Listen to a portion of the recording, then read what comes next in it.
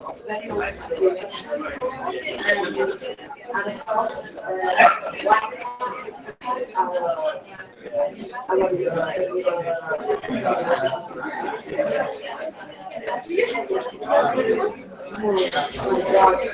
of course,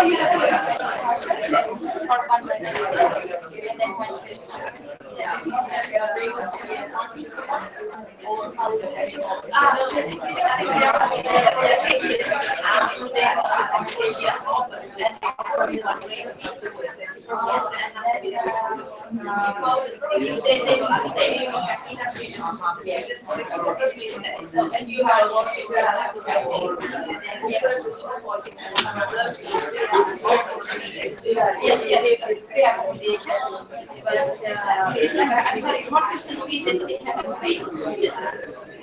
So my students pay some accommodation pay, they can and then the same the students have to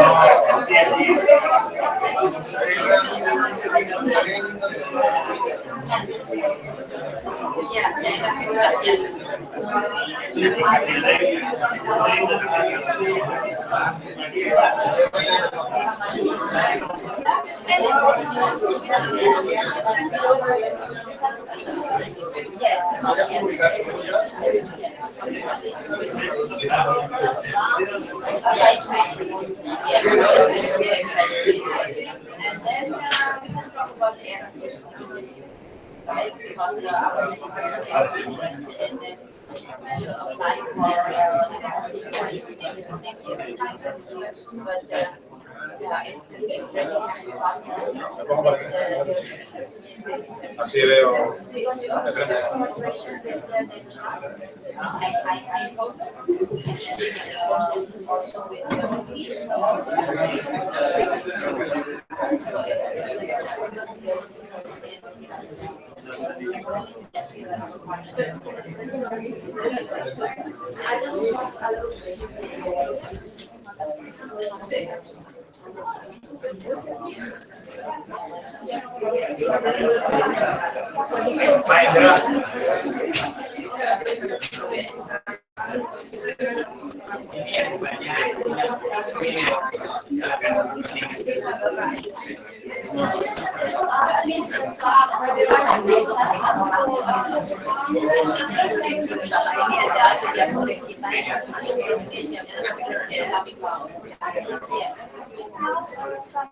Jadi ini Bapak Jose Maria Pasero, dia adalah prinsip kita belum ada dalam dia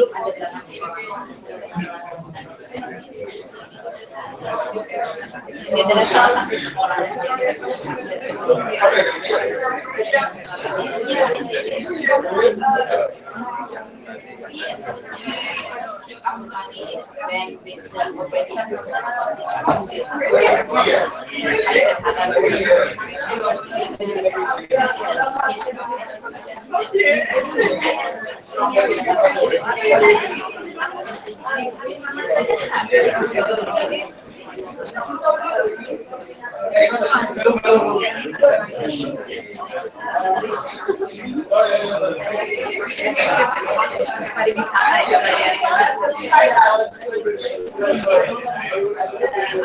Kita bisa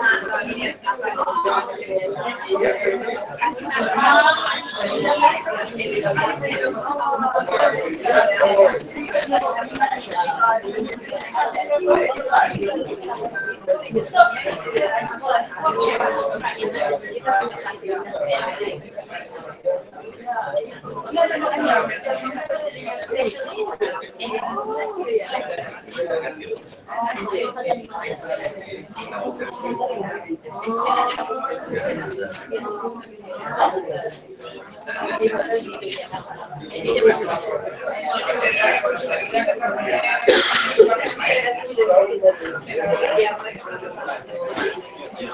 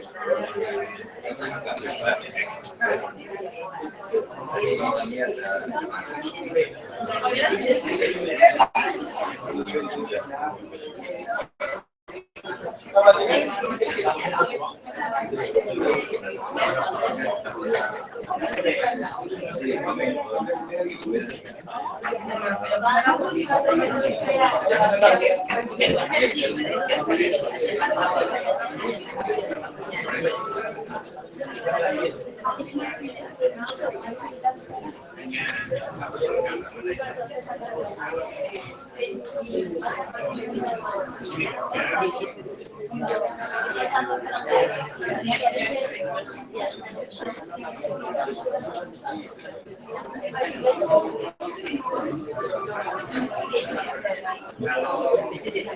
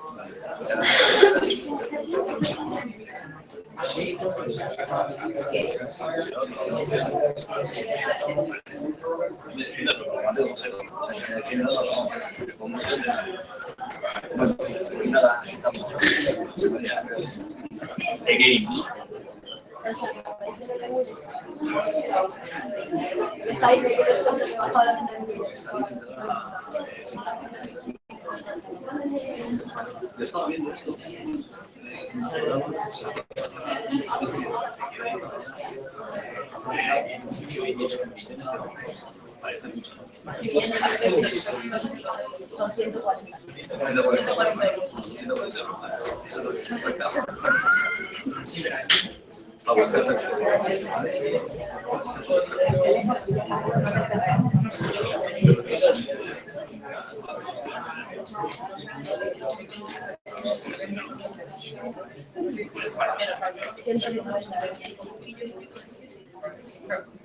La foto ahí.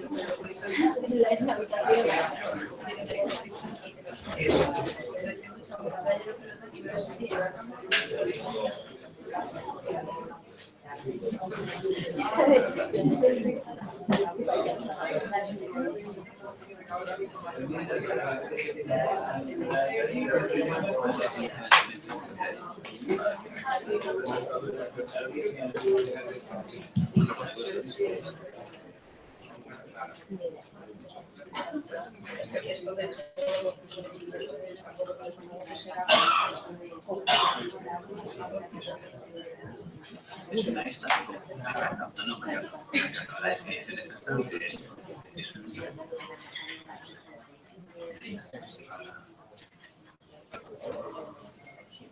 Ladies and gentlemen, please be seated.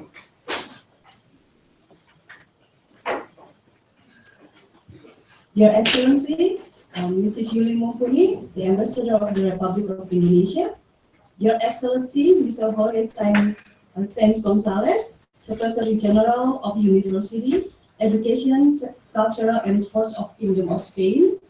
Your Excellency, Mrs. Ratikul Chansuria, Ambassador of Kingdom of Thailand. Your Excellency, Mr. Ahmed Ismail Abdul Muti, we haven't seen that yet. As well as other representatives from ASEAN countries, Mr. Emmanuel Fernandez, Sasedive of the Embassy of the Republic of Philippines, Mr. Lee Dutroux from the Embassy of the Socialist Republic of Vietnam, Mrs. Hairia Zaihera from the Embassy of Malaysia. I would also like to greet our delegation from Indonesia, Mr. Bambang Supriyadi, Coordinator of Properties, Mr. Budi Santoso, Vice Rector of Gajah Mada University, rectors from respective universities, as well as all delegation members. Ladies and gentlemen, Assalamualaikum warahmatullahi wabarakatuh. Selamat pagi, buenos dias, good morning. Thank you for your attention and welcome to the Indonesian University Fair. This is our first time holding an event on university. Thank you for the enthusiasm, and we hope also today event will be bring successful and brings also new cooperations, knowledge, as well as experiences for both Indonesian University and also the state universities.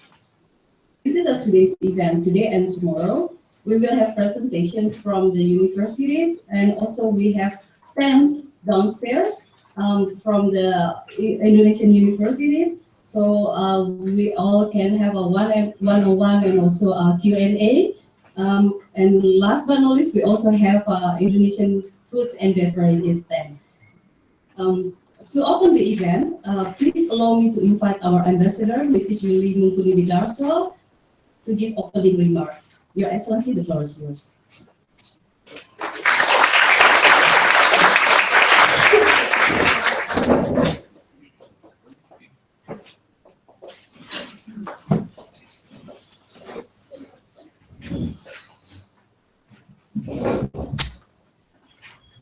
Your Excellency, Dr. Jorge Sainz Gonzalez, Secretary General for Universities of the Ministry of Education, Culture and Sport of the Kingdom of Spain. Your Excellencies, my dear colleagues, ASEAN ambassadors. Now we only have our colleague ASEAN ambassador from Thailand, my good friend, my sister, Ambassador Ratikul Chansuria. She is graduated from the most famous university in Bangkok in Thailand, Chulalongkorn.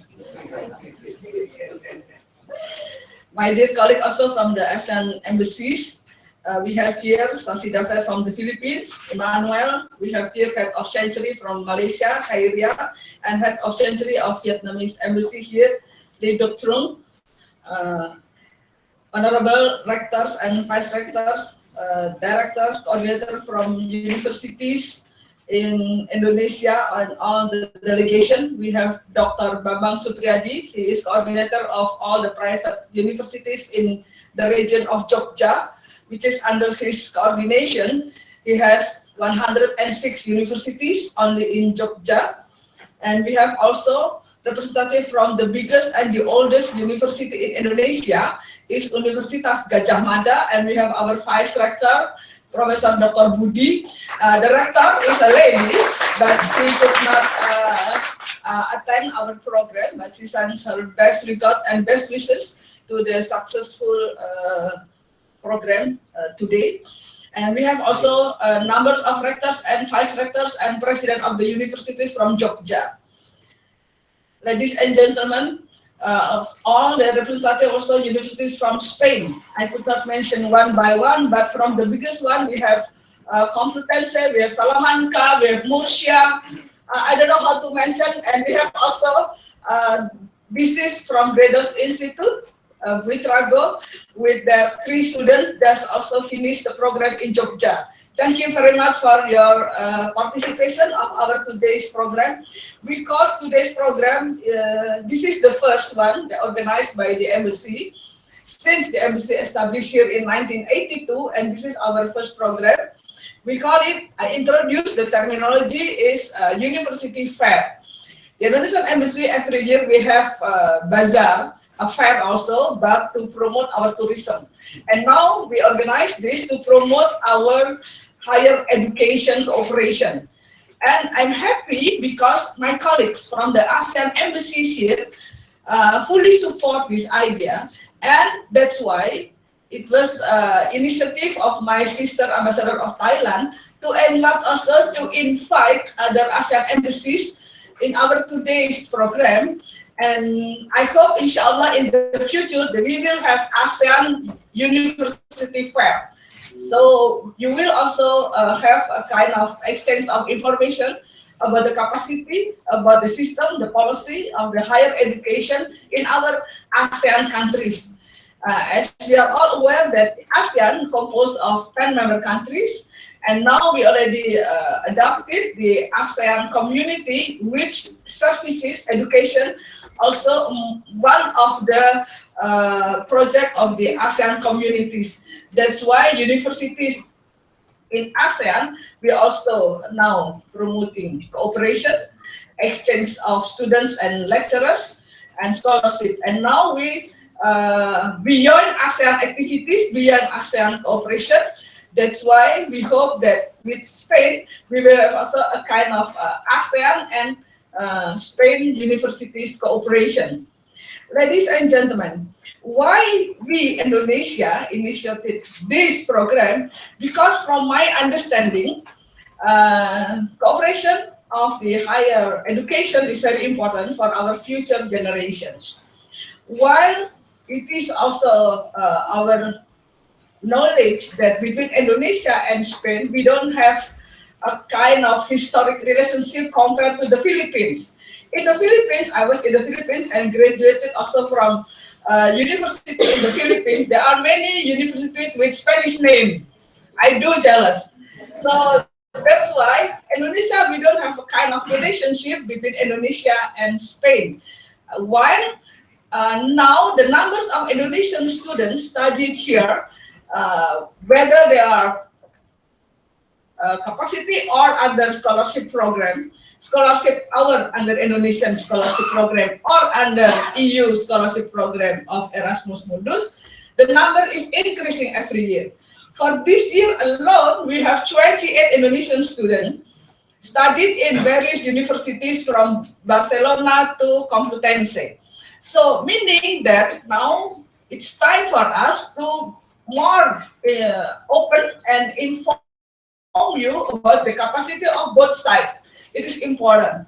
So that's why when I paid a courtesy call to the Secretary General, he responded positively to our idea. Thank you very much. And he also informed all the rectors in Spain about our today's program.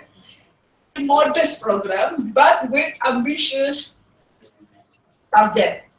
I do have a kind of ambition that our program 2 days, we will offer a kind of cooperation of student exchange. Minimum we will have in the future, student exchange between universities in Spain and in Indonesia. For this time, I only involve universities in Jogja.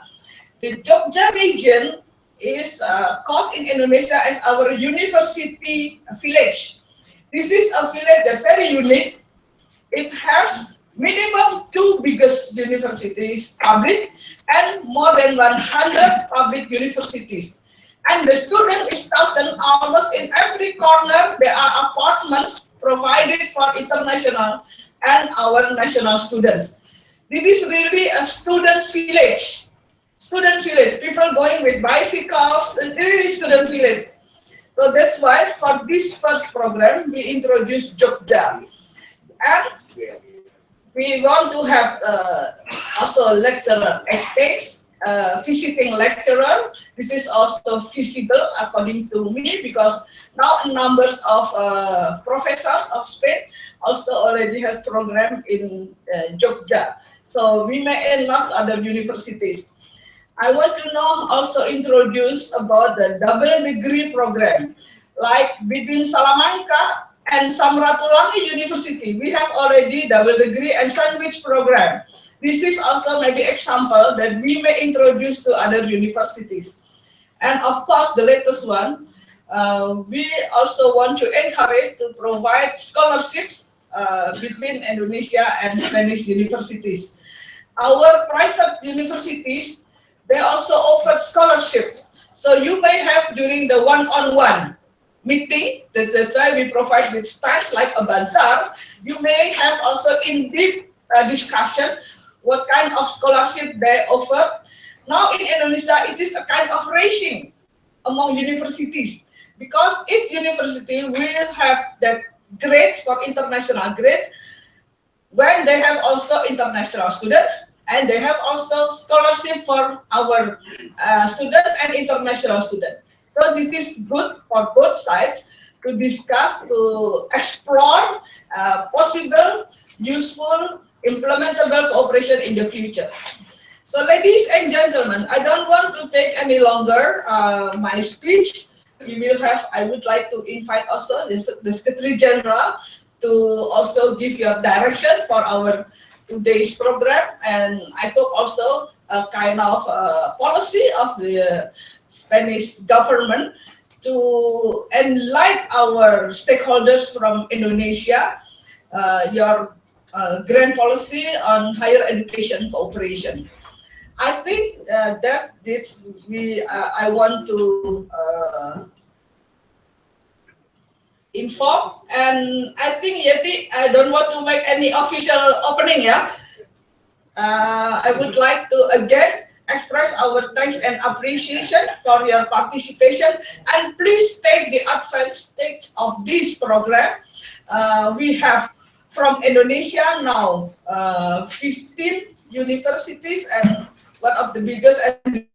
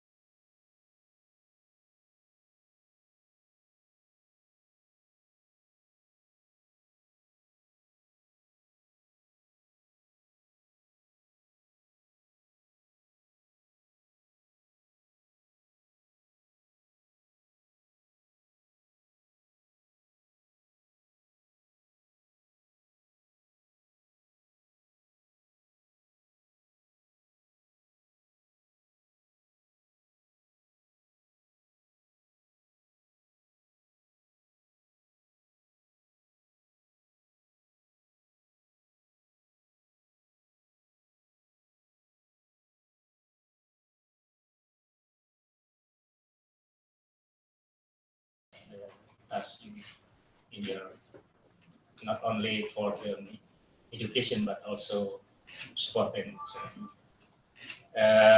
Bu Yuli, Ambassador of Indonesia, Your Excellencies, Mrs. Ratikul Han Surya, Ambassador of the Kingdom of Thailand, and then Mr. Emmanuel Fernandez from Philippines, and then Mr. Lai Duk Trung, sorry, it's not easy for me, and Mrs. Hairia Saihera from Malaysia, and director, etc. from university or higher education from Spain. Unfortunately, I cannot say one by one for your name, and also rector, head, and also director from higher education, private higher education from my region, means from Yogyakarta, and also my university. But right now I say Honorable Pak Budi Wiknya Sukarto as Vice Rector for the Human Resource Gajah Mada University. So actually I am lecturer in Gajah Mada University, but government gave me a task as a coordinator of the private higher education in my region. Special, we call it normally special region of Yogyakarta, Daerah Istimewa Yogyakarta. This is really special region because different with the other province. Yeah. So on behalf of the Ministry of Research, Technology and Higher Education, because since last year, all of the private and also public or state university is under coordination by the Ministry of Research, Technology and Higher Education. Before that is coordinated by the Ministry of Education and Culture. But since last year, we call now Ministry of Research, Technology and Higher Education. So first of all, I would like to express my gratitude and thanks to Bu Yuli as Ambassador of Indonesia for invitation some university from Indonesia to come here to attend the University Fair 2016. And I heard that this is the first time the bazaar or stand or Indonesian fair, especially for the education. And also, thanks for receiving our delegation, especially for private higher education from Yogyakarta region. There are two reasons why we usually choose only Yogyakarta. Because Bu Yuli is my friend when I in high school. And I'm as a coordinator, I have a secretary, and the secretary is the sister of Bu Yuli. That is why, beside Bu Yuli said the Yogyakarta region is, we call university region, and the two reasons that I say is also the reason why Bu Yuli calling us or invite us. And I would like to inform you that in Indonesia, there are more than 4,000 higher education. 100 something is public or state university, and the other more than 4,000 is private higher education. So government divided by 14 coordination of private higher education. I'm one of the coordination we call Cooperatis. Cooperatis is coordination of private higher education. Why? Because the government from the central cannot manage all of more than 4,000 higher education. That is why for the state or public university is coordinated directly by the ministry, and for the private higher education is divided by 14. Each region has depend on the region. For example, I'm in Yogyakarta. We had only 106. Unfortunately, last week one of them is merged with the other. So right now, Bu Yuli, we only say that 105 only. Yeah. And from 105, now we are here with 11 private higher education, and also the biggest university in Indonesia, the Gadjah Mada University. Yeah. And we know Chulalongkorn, unfortunately, ambassador of Thailand, come from the Chulalongkorn, didn't know Gadjah Mada University. It's yeah.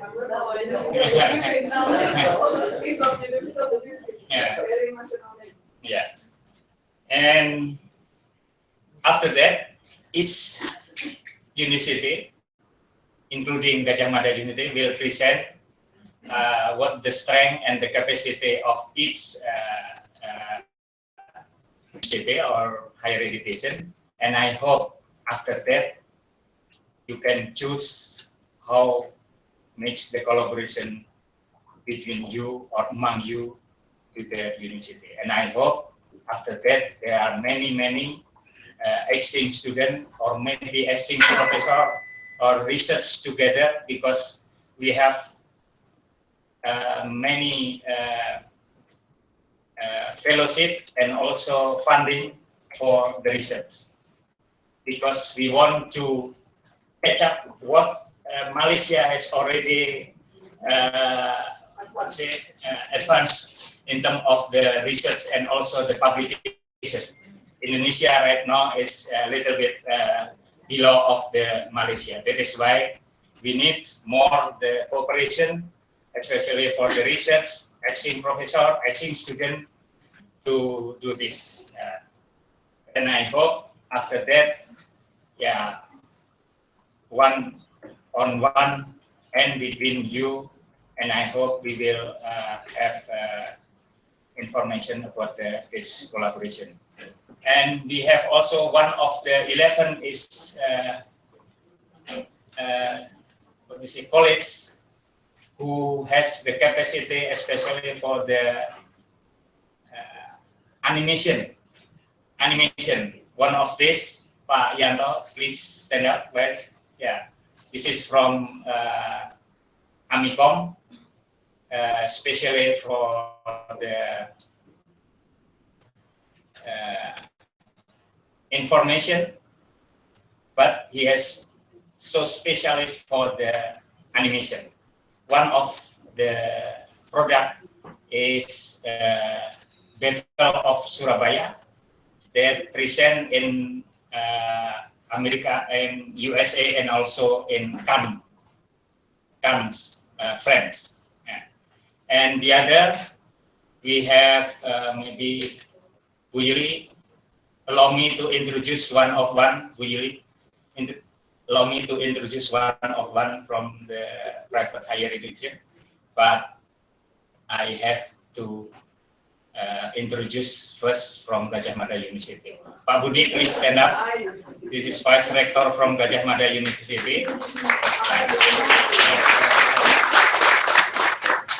The biggest, the oldest, and right now he has 262 study program, all in Gadjah Mada University. So I cannot say specific for Gadjah Mada because they have all, and also they have in high level of the study program. And our president now is graduate from Gadjah Mada University. Yeah. and some of minister also from Gajah Mada University. And the other, Pak Kasiarno, he is a rector of Universitas Ahmad Dahlan University.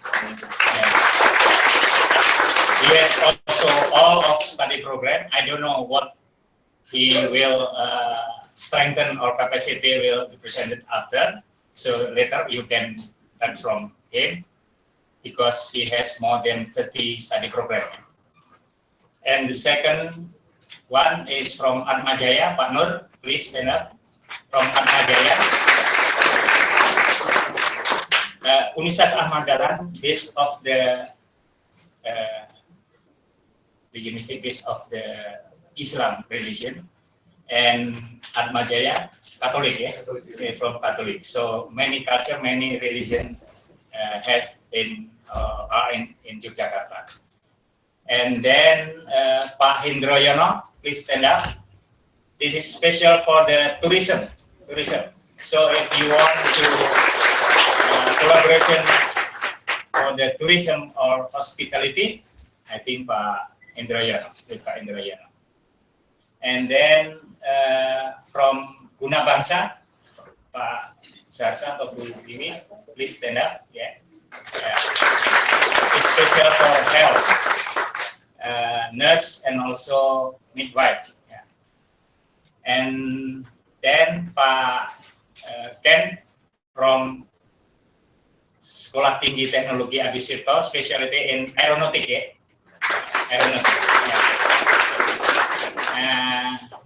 And then Pak Pur is institute and the specialist is for the agriculture, and forestry, agriculture and forestry. And then Pak Irham, please stand up. He has specialty for the geologies and mining. So if you have the student want to study about mining and geologies, I think to Espetinas.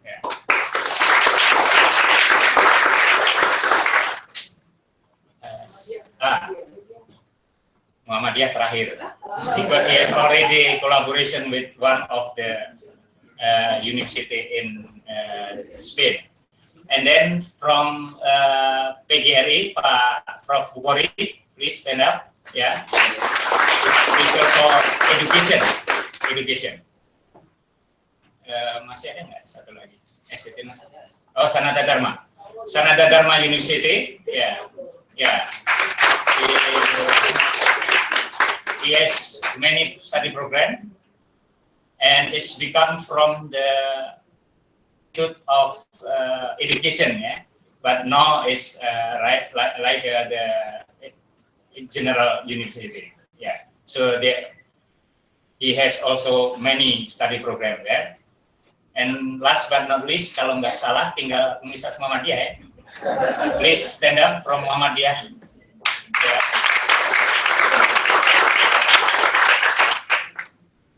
So Muhammadiyah has already collaboration with I think you heard already from her because I cannot repeat what she said. I think this is all, and thank you very much for your kind attention. Assalamualaikum warahmatullahi wabarakatuh.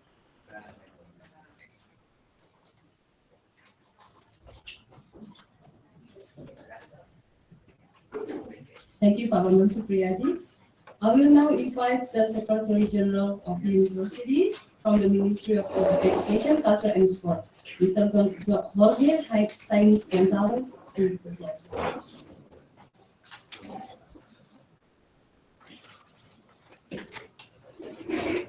Buenos días a todos. Good morning to everyone. For me, it's a pleasure to be here today to be part of this university fair. Because, well, first I would like to say something about our universities. Given the numbers that we have that you have in Indonesia, our numbers are quite small. We have only 83 universities, 50 of them are public, the rest of them are No, 50 of them are public, the rest are private, and we have 1.5 million students. That's about it. We don't have more. That's the size of our country, and that's how we are. And we have very good universities. I'm pleased to say that, not because there are members of the universities here, because I always say that. For example, it's the Dean of Business at Complutense University, which is my university. So I always have to be nice with her. And there's also my university, Rey Juan Carlos, where I am a professor. So we have very good universities, we have very good programs, and we are doing one thing that is quite important. And the other day, last Thursday, there was this big presentation by the rectors of the Spanish universities. And they say one thing that the Spanish universities need. They need more internationalization. They need to get abroad. They need to send students abroad and receive students from other countries. And I think first like this one is what they do. They have to know where the knowledge can move from one country to another. And that's why it's very important for us to be here today. CEPIE, which is the Spanish agency that takes account of internationalization of our universities, and it's also the agency that manages Erasmus, all the Erasmus Plus programs, especially Erasmus Mundus, is also here and will be here all day trying to get the cuts from everyone, try to get relations with universities, and also try to see how many students we can send abroad and we can receive. As you know, we are right now in Spain. We are the country that more Erasmus students receives in Europe. That's something that says something about the universities and says something about the people that we have in Spain. We have, well, for those of you who are the first time that come to Spain, we are nice people. Let's say that. And I guess we are also our hospitality is great. And I guess we have a nice weather just for you. We just for you. Tomorrow is going to be rainy, so sorry about that. We could not manage that. And we just want to say to you that come to Spain, come to universities, make exchange with our universities. I just saw that there are a program that is going to be signed, and MOU right after this speech with about tourism, but not only tourism. We are good business. Everything you can imagine on. Meet the people from the universities. I want to thank all of them that they are here today. Meet them, meet CEPIE, and try to find points of encounter that we can grow up and try to in Indonesia what is Spain and bring Indonesia also to Spain. And well, thank you all of you and see you in Invita. Stay in the podium. Please stay in the podium. I will now invite the ambassador as well, and also Mr. Babang Supriyadi to give the appreciation to the Secretary General.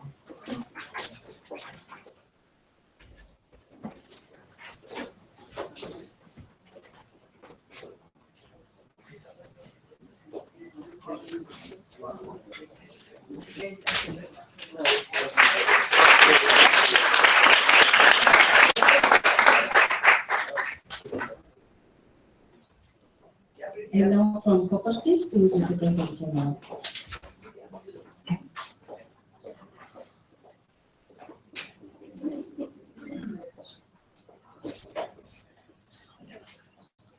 This is the symbol of the Ministry of Research and Technology and Higher Education, which is called the Properties Wilayah Coordination of Private Higher Education in Yogyakarta region.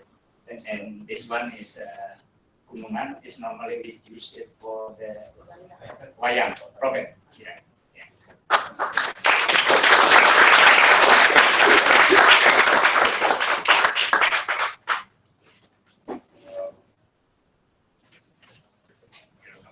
Mr. Secretary General, please still stay. And Ibu, I'm now inviting you again. We still have one of the certificate of appreciation to the students of culinary school of Greater San Diego School. So please now I invite Mr. Guillermo Prado Yebra Miss Ruth Artis Goyen, and then Miss Almudena Sanchez Lopez to come to the floor.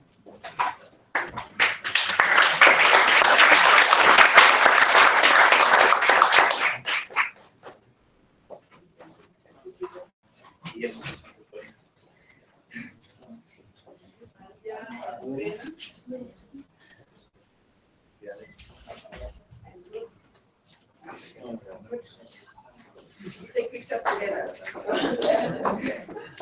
This is the example.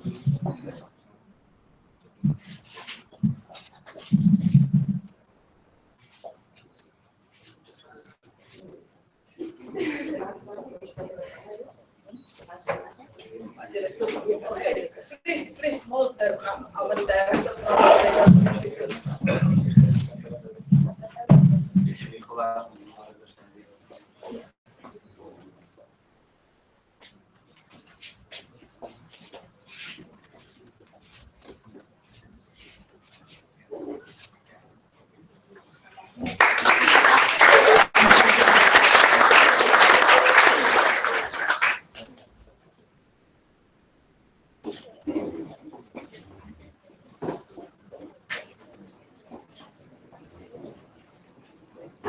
Thank you very much. Now we come to the presentations by the ambassadors and representatives from the ASEAN countries.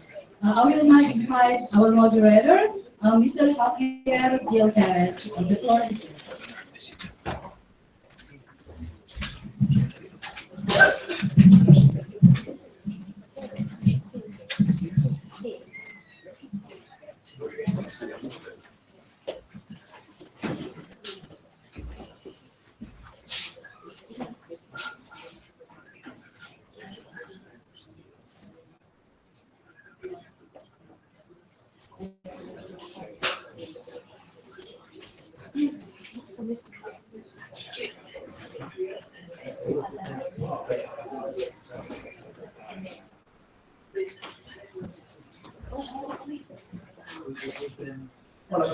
Halo, ya.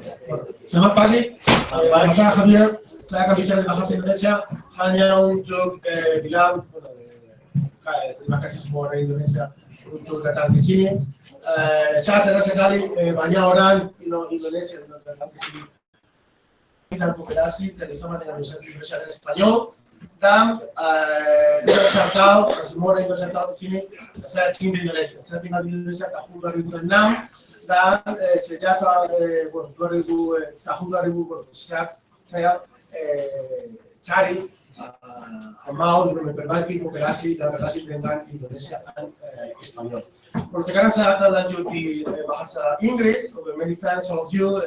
Welcome to the Embassy of Indonesia here in Madrid. I will be the moderator of the seminar. The seminar is divided into 4 big parts. In the first part, we will have a presentation by different representatives of the Indonesian embassies here in Madrid. Then we'll continue with the signing of the memorandum of understanding between the Instituto of Turismo Agricultura and the Centro Español de Nuevas Producciones from La Coruña, Galicia. Then the third part will continue with the presentation by the different Indonesian universities here in Spain. And finally, we have time. I will open the floor for questions and answers regarding the Indonesian education system. So first of all, I would like to invite the ambassador of the Kingdom of Ireland in Spain, Mrs. Gratitud Santos.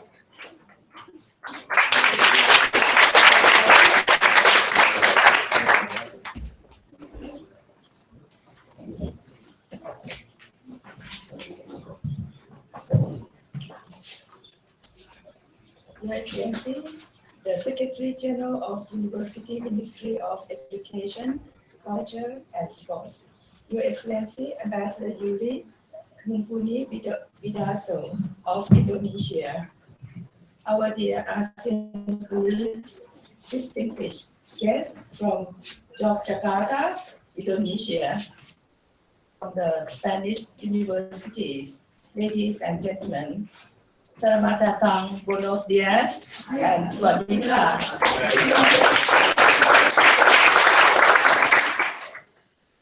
It is a pleasure and honor for me to be here today among my ASEAN colleagues and Spanish and Indonesian economic sectors. I would like to, first of all, commend my dear sister, Her Excellency Ambassador Yuli, who also graduated from the best university of Indonesia, Gajah Mada University, for her very constructive idea to organize this university fair. And she's very generous. She didn't organize this fair just only for Indonesia, but she organized it by herself, but for ASEAN. She's very aware of the ASEAN committee in Madrid. I have to ask everybody to give a big hands to her this morning.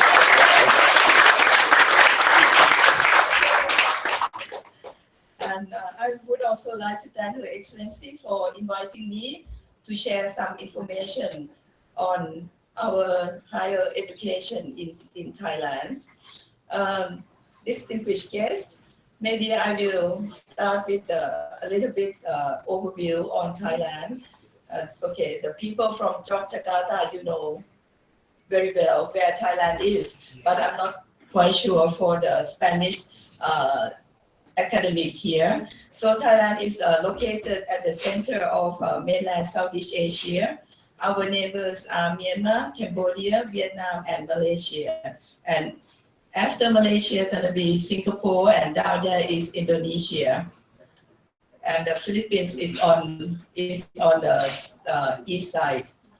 The population is only 68 million. It's much more than the population in Spain, but cannot compare with our friend from Indonesia. And the majority of the population are Buddhist. Our GDP per capita is 5,300 euros. And the literacy rate is 97%. And Thailand is the largest economy in Asia, in ASEAN, next to Indonesia. We are the largest exporter of rice, as well as a major producer of automobiles, rubber, and electronic appliances. And last year, our economy expanded 2.8%, and we do hope that this year, our economy will expand up to 3 and 3.5%. And within this growth, tourism plays a very significant role in our economy. Last year, we received 29.8 million foreign visitors, including 150,000 Spanish tourists, which increased 29%.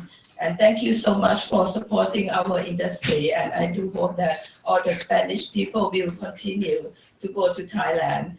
And I'm very glad to inform that during January and August this year, during January to August this year, 112,000 Spanish already visit Thailand. The increasing is 12.8% from the same period of last year. This is a brief overview about Thailand. And now let me share with you on our higher education. I can say that there are many reasons why foreign institutions and foreign students should seriously consider universities in Thailand as your partners and also the study places. The first reason is that higher education promotion policy is the high priority of the government. This year, the government has allocated around 2,700 million euros for higher education, representing about 20% of our education budget in Thailand. And the government also has a policy to increase the number of international students in the country. The second reason is that we have very large number of universities which offer high quality higher education. Thailand has currently only 155 higher education institutions. We cannot compare with only Jakarta. Needless to say, the whole Indonesia. We have only 155 higher education, and some of them are still the public universities, but most of them are the private one. And in addition, there are also 12 centers for excellence and 72 university business incubators and 9 national research universities with particular strengths in medicine, environmental science, ecology and biological science, engineering and manufacturing, tourism and hospitality, and ASEAN and Southeast Asian studies. In 2015, we had over 2 million students enrolled in university in Thailand.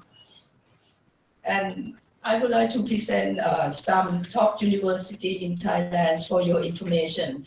Of course, my university is the first one. Chulalongkorn University is the oldest and one of the most prestigious university in Thailand, located downtown Bangkok. The university is the highest rank of all universities in Thailand and placed 55 in Asia.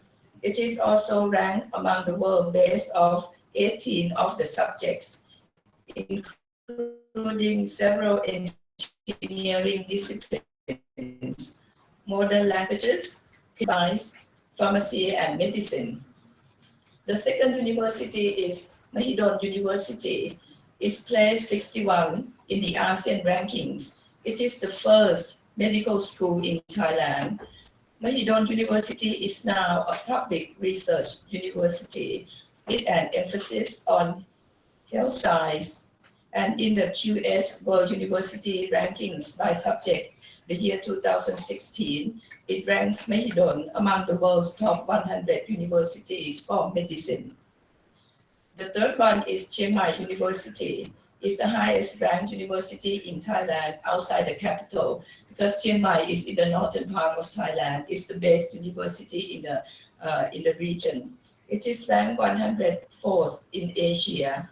It also ranks within the world top 150 school for agriculture and forestry, and top 300 for internationally for medicine and modern languages. The third reason for going to Thailand is we have a large number of international programs. Even though we don't have that many institutions, but we have very large number of international programs, total of 769 international programs, which are taught in English across a broad range of disciplines, from science, arts, engineering, law, and medicine, both at undergraduate and graduate levels.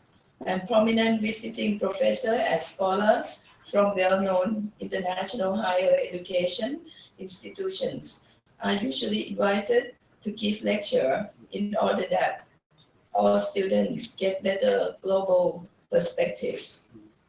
In the year 2015, we received just only almost 20,000 international students from all over the world. Cannot compare to Indonesia, I think.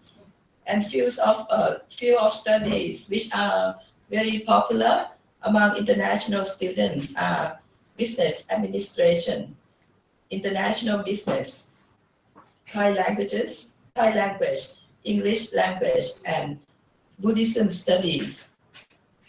And you know, now is the era of Asia. Asia is rising. That's why lots of international foreign student, they take the advantage of studying in Asia to get to know more about culture and also the opportunities to do business within Asian countries. And the fourth reason is that the cost of living in Thailand is very affordable. For example, to live comfortably in the big city like Bangkok or Chiang Mai, students need approximately 250 to 500 euros per month for transportation, meals, and leisure activity. Needless to say about the accommodation, we have variety of accommodation options for students, from on-campus residence to off-campus apartments. In Bangkok, the approximate rate of single occupancy in an on-campus residence is between 100 to 250 to 100 euros per month. For off-campus accommodation, rent for a studio room in Bangkok, Phuket, or Chiang Mai could be as low as 120 euros per month. And fees are also much cheaper than in Europe. For example, to study a master degree of business administration program in hotel and tourism management would cost only 10,000 euros. And master degree for engineering and communication could cost only 9,000 euro. And master of science program in petrochemical technology could cost almost 20,000 euros. And if someone would like to have more detail of this information, you can check at the website that show on the slide, which is the website of the Office of the Higher Education Commission in Thailand. And the fifth reason is that Thailand offers best expat experiences.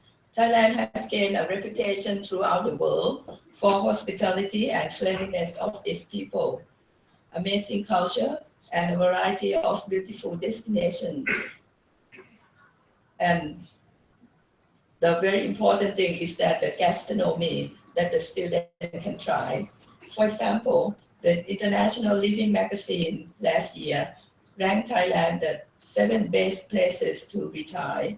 And the Hong Kong Bank Expat Explorer in the last year also ranks Thailand 21st best places for expats. Students will also have good opportunity to travel very easily, not only within Thailand, but also to the surrounding countries such as Laos, Cambodia, Vietnam, Malaysia, Myanmar, and go further to Singapore, Indonesia, and the Philippines, thanks to our great connectivity with our neighboring countries.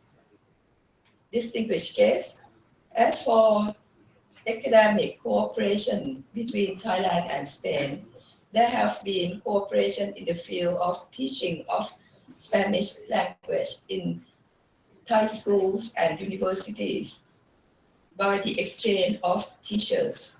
And currently, there are some universities in Thailand which offer Spanish language courses, such as at Chulalongkorn University, Thammasat University, Lamkampang University, and Khon Kaen University. Some of these universities are in the region, not in the capital only.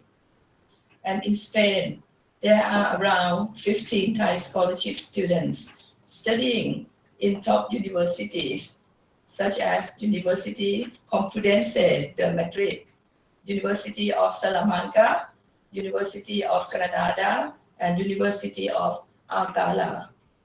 Most of them are studying Spanish language and literature, Latin American studies, Spanish history, and law. While in Thailand, in the year 2013, there were 26 Spanish students studying in Thai universities, and we do hope that we will have more, at least up to 100 of Spanish students studying in Thailand. I would like to mention that currently there are 6 Thai universities having a cooperation agreement with 7 Spanish universities in various areas such as engineering, social and behavioral science, health and large science, and also Islamic studies. And I also do hope that we will have more agreement with more Spanish university. And I hope that my dear sister, Ambassador Yuli, she will not be so tiring to organize the next university fair for all ASEAN colleagues for next year. And I promise that for next year, I will bring Thai University to her fair. And I promise that I will help her organize next year. Before I finish, I would like to say that if your institutions are interested in having cooperation with Thai universities, since we don't have our representative from any university here today, the embassy would be more than happy to be the coordinator for interested in. And our contact number is also on the screen, and I will give you my name card as well after this presentation.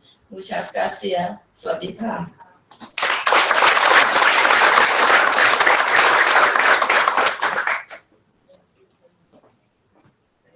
We continue with the following speaker.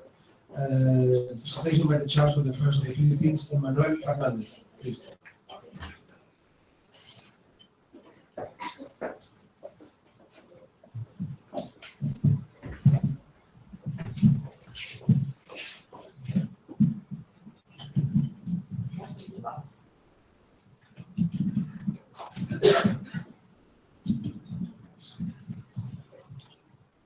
Good morning, Excellencies, distinguished guests, ladies and gentlemen.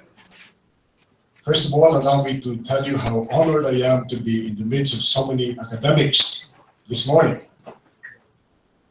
The last time I was in such a group was in 1999, when I graduated with my doctorate at the University of the Philippines. And that was 17 years ago. So this morning, I actually feel 17 years younger.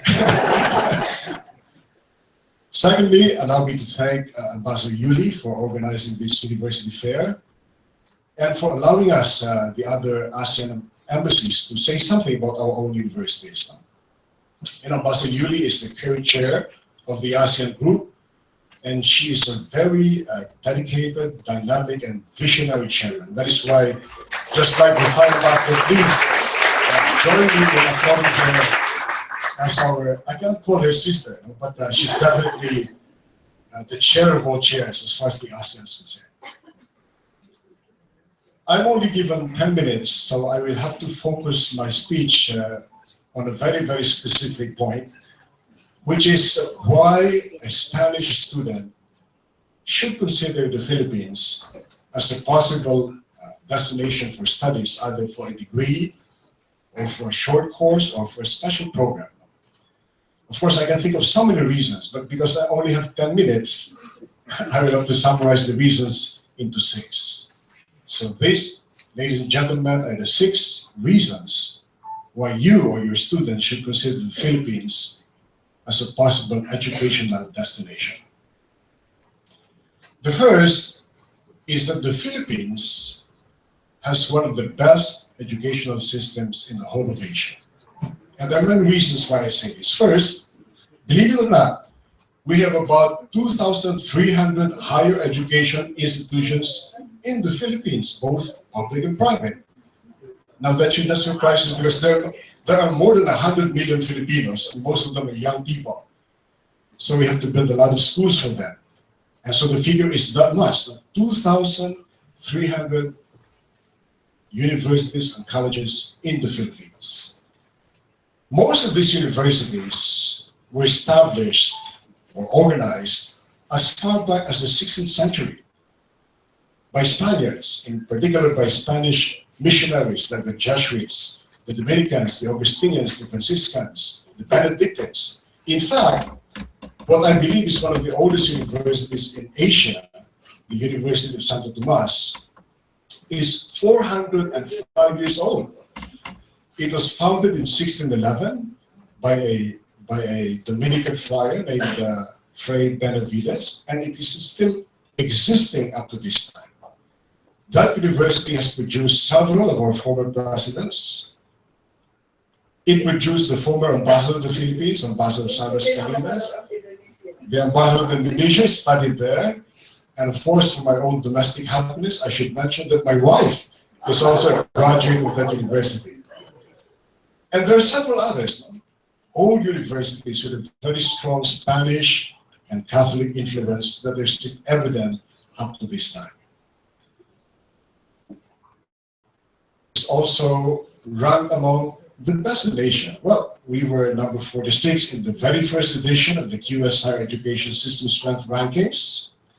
And 4 of our top universities are consistently among the best as far as the QS World University Rankings are concerned. We're talking about the University of the Philippines, where I graduated, the University of Santo Tomas, the Ateneo de Manila University, and the De La Salle University.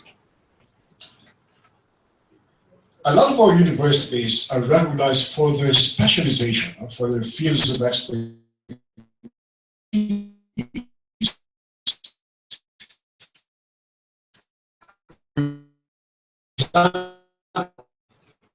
In medicine,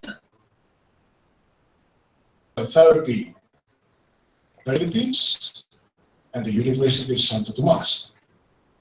If you talk about engineering and architecture, you have Massachusetts Institute of Technology. We have UP, of course. If you talk about business, there is a very, very famous school in the Philippines called the Asian Institute of Management, where many Asian executives actually go for their master's degrees. Maritime studies, we have countless. And the reason is because we actually produce the most number of seamen for the entire world. And finally, if you talk about agricultural and animal studies, we have the University of the Philippines in Los Baños, which has gained a name for producing many Asian students trained in the special fields of animal and agricultural sciences. And finally, and first reason is that it's actually the medium of instruction in all universities. So if you want to study English while earning a degree at the same time, what you call shooting 2 birds with 1 stone, it would be good to go there. You learn English at the same time, you earn a degree, or you train in a specific field where you want to receive some special training in. That's for the first reason. The second reason why you should consider studying the Philippines is that the Philippines and Spain actually have what you call an agreement of collaboration on the mutual recognition of higher education studies and academic programs. This was signed in 2012, and up to now, it is actually enforced. Which is to say that when you study in the Philippines or you study in Spain, there is a degree of equivalency, an agreement of equivalence as far as your courses are concerned. They get credited in both countries, and they get to earn the same credits, whether you take it in Spain or in the Philippines. That, I believe, is one good point that you should consider when thinking about where to study going abroad. For the third reason, I want to emphasize that the Philippines is one of the most cosmopolitan, tolerant, and progressive countries that you can find in Asia. And for 3 reasons. Well, I've already talked about English being the medium of instruction in school, but do you know that English is actually spoken by the majority of Filipinos in the Philippines in all walks of life? You go ride on a tricycle, and the tricycle driver can speak to you in English. You buy peanuts on the streets, you can talk to that guy in English. English is the language in the Philippines, besides Filipino, of course. Also, we have a very high religious tolerance. Of course, majority are Catholics, 82.9% are Catholics, plus another 11.4% of Christians, so the majority are Christians, but we are very tolerant of other religions. In fact, not to believe, to be an atheist, just like in Spain, is a right that we recognize in the Philippines as well. And finally, this might interest you, but it's important to say it. Your sexual orientation your sexual preference is also well respected in the Philippines, just like in Spain. There's no discrimination against gays and lesbians over there. You can enjoy being who you are when you go to the Philippines. For the fourth reason, I should underline that the Philippines gives a high quality education, but at the same time a very highly affordable kind of education. Consider this. The average cost of living for a student in the Philippines is about $4,000 US to $6,000 US a year. And the dollar is so much lower in terms of its value to the euro. So it's even less when you're talking about euros. In monthly terms, that translates to $350 to $500 US a month in terms of cost of living. In terms of tuition, it's about, for a public institution, $1,000 US a year, or that's about $83.3 US a month.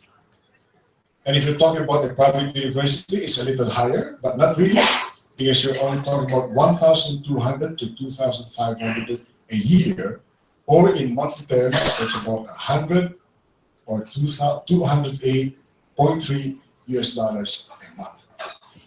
That is how cheap education is in the Philippines, but just because it's cheap, it doesn't mean it's low quality. It's high quality, but at the same time, highly affordable education. The fifth is, of course, our advantage in Asia. It is the fact that we have a very long history of relations with Spain. Our relations with Spain started as far back as 1521, when Magellan, the famous explorer, landed in Bataan, one of the islands in the Philippines. So you're actually talking about 495 years of historic relations with Spain. Of course, because we were a colony, it was understandable that in the beginning, there was a little resentment on both sides, especially when we tried to fight for independence. But after that, after 1898, it was all friendship and love and cooperation all the way. Really, really. A Spaniard in the Philippines is considered not just a friend, not just a visitor, but actually someone whom we share a long history of friendship with. That is how a Spaniard should feel at home in the Philippines when he does go there. And finally, the sixth one, which is actually a product of the fifth one. One reason why you should consider studying the Philippines is that there are many similarities between Spain and the Philippines in terms of religion. I already mentioned that we are 82.9% Catholic. Cultural and social values, we value family, we value respect for elders, we value children, and so many things. Language, do you know that everything on the table, every Spanish word that you use to describe your table and what's on your table are actually words in Tagalog. Silya is Silya for Tagalog. Basto, plato, mesa, etc. They're all in Tagalog. We have thousands and thousands of Spanish words in our language. Connect them. Well, you used to connect them easily, but now we have so many words, but we're regaining our facility in the Spanish language little by little, but in many significant steps. In short, what I'm trying to say, dear friends, is that the Secretary of University, the Secretary General of University, spoke about internationalization. He said, and I agree, that one of the most important needs of universities is to internationalize itself, to go out into the other world and experience other cultures. What I'm saying is, it is true, and if you want internalization, then maybe the Philippines should be on top of the things that you should consider as your possible options. Let me conclude. You can skip that because I already said it. Let me just conclude with a verse from the Bible. No? There's a verse in the Bible that says, by your fruits you shall know them. Which means to say that if you want to know something about anything, then all you have to do is to look at the product, look at the result, and that tells you how good the producer or the origin You know, here in Spain, unfortunately, when we talk of Filipinos, we talk about people working in houses, in restaurants, in hotels. But do you know that that's a very impartial and a very incomplete picture of who the Filipino is? If you go to the United States, there are doctors who are Filipinos, nurses. There are engineers in the UK, computer experts, programmers. In Dublin, in Ireland, the same thing. You find nurses. When you go to the Middle East, you find engineers, architects, draftsmen. It's unfortunate that here in Spain, you have only a glimpse at a very small shade of the identity of the Philippines. We are all over the world.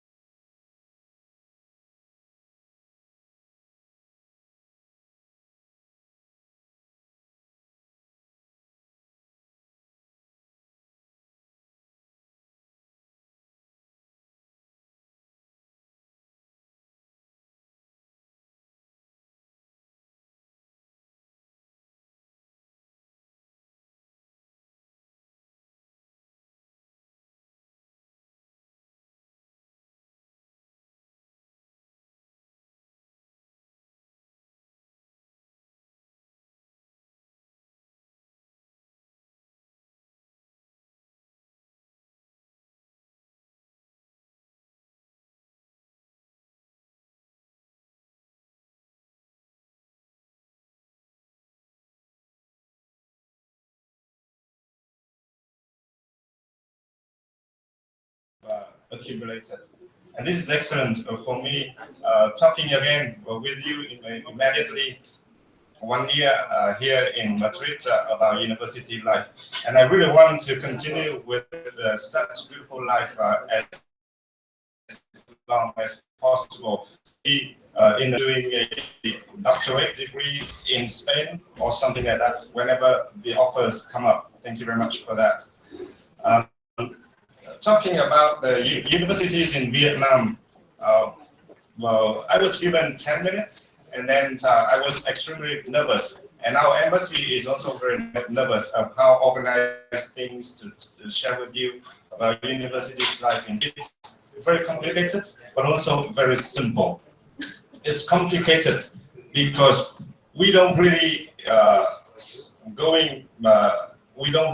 go international. And our education system, especially in universities, has inherited a lot from Chinese education, from French education, from the former Soviet Union education, and now, well, we are part of the ASEAN. We are part of many regional and international settings, and then we are finding a way out. to the university life in Vietnam. Some of the figures are very simple. We have more or less the same number of universities like Spain has, 80 something, public.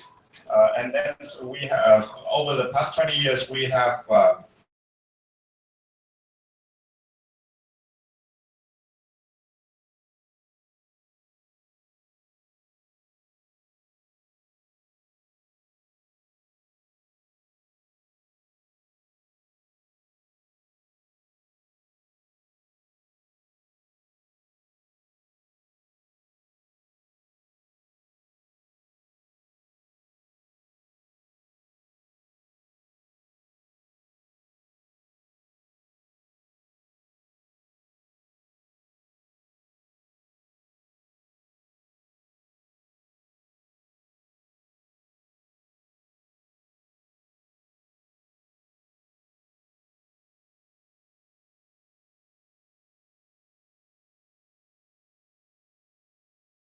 we should do more exchange, like the Secretary General has mentioned, and we are working on that very hardly. We have been able to receive attentions from countries in the region and around the world. For example, very recently, Fulbright University has opened its doors for Vietnamese students right in Vietnam with US investment. And last year we had the university, the Japan University opened. And then before that we had Vietnam, Germany universities opened. And apart from that, we can see that with the participation of countries in the university and higher education in Vietnam, we have more opportunities to invite people to come in to do exchange and all things like that. That is why we really want to buy mean that we want to have more exchange, more cooperation with universities, especially in ASEAN and with Spain at this context. Because within ASEAN, we do have the ministerial meeting level, the symposium on ASEAN education, and they had set up a platform for us to do the exchange within ourselves, but going extremely global. Not only the regional. We think this kind of forum, this kind of exchange, and the policy should be further developed in the future. And what we can sell to Spanish is that we are, comparatively speaking, very much closer to France and to Spain, even though we are just 2 hours extensions from Paris here to Madrid, but we are very far away. Some of these figures can show that in France right now, the total community number of members of the Vietnamese community in France is reaching about 600 to 700,000 people. But here in Spain, it's less than 1,000. To focus on Spanish language and Spanish education, what we have so far is just Cervantes Aula, the small kind of division teaching Spanish in Hanoi. And each year we have about 30 to 50 students can graduate from the Spanish language program. Historically speaking, we do have people learning Spanish from Cuba. So we have, over the last 60 years, each year about 5 or 10 students graduated from Cuba. And they added up a good contingent of Spanish-speaking people in Vietnam, but it's not over 1,000. So we calculate all the existing contingency and the future team of all the Spanish-speaking people in Vietnam. We say in 2020 we can have roughly 2,500. But the old people retire from the jobs. The young people cannot really fill up the vacancies. This is the opportunity for us to speed up this kind of cooperation and that we really want to buy it, and you can sell it to us. And the way we can do that is that given the current situation in ASEAN and our cooperation between ASEAN countries and Spain, the double degree in both Spanish and English at the same time is kind of something bestseller. Because if all of the Vietnamese students coming here to study anything only in Spanish, it would be very difficult to find a job over there in the ASEAN countries and even here in Spain as well. And if they really want to go global, international, to the States, to other countries in Europe, the bilingual higher education is very important for us. And with that, so we want to sit with you as representative of the Vietnam's education system to discuss with you in details whenever any university would like to come up to us. As Thailand, we do not have the representative of the university here. The embassy will do the job. And I'm the big promoter of education cooperation. And that's why we are here, ready to answer to any of your questions. And before I make it to the end, I would very much like to share with you a video clip about Vietnam. So this is the very picture that can make us closer together, because we are still very far away.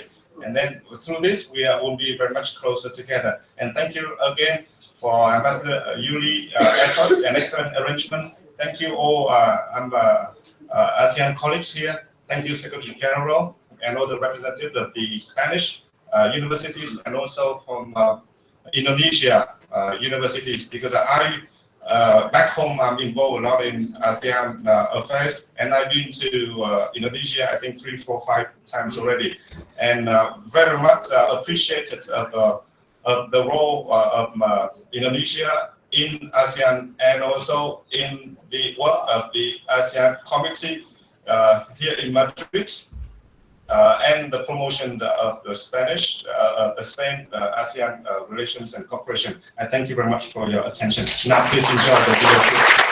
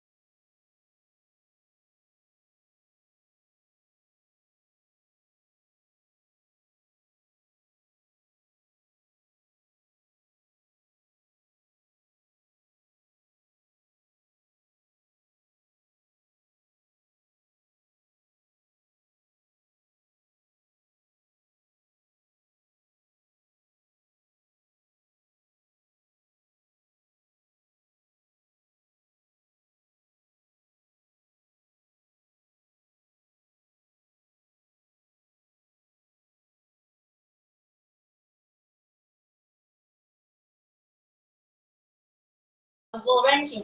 I am happy to share that Malaysia also have such distinguished standards, and if you see throughout my presentation data, it will be proved by numbers and statistics. So currently we had around 200 Spanish students in Malaysia and another around 150 exchange students from Malaysia here in Spain under various training program and industrial training. So only for the time being, we had some cooperation, like for example, with the Universidad of Madrid Polytechnic, and then a few universities in Zaragoza and Barcelona. But as always, we would like to expand more opportunities for more collaborative work with our counterparts in Spain.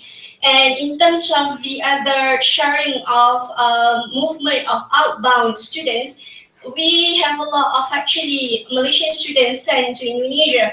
One of it, of course, the premier university, Universitas Gajah Mada. This is mostly in medical. So let us start with our presentation this morning. So in Malaysia, education has always been a very big cornerstone for the Malaysian public policies. So this is very much evident in our education expenditure in every year reflected in our national budget, which is the biggest component in our annual national budget every year, which is 7.7%. So you can see this is in comparison with the first developed or first world countries. So government of Malaysia spent a very huge chunk of our national budget every year in developing students. Why? Because Malaysia is actually gearing towards high income national country. So if you want to have a very high income national country, you need experts-based professional students or talent. And you can see here why, secondly, the education in Malaysia is very highly subsidized. Our government give very high financial, you have very low commitment to study at public universities in Malaysia, or even private universities, in terms of cost.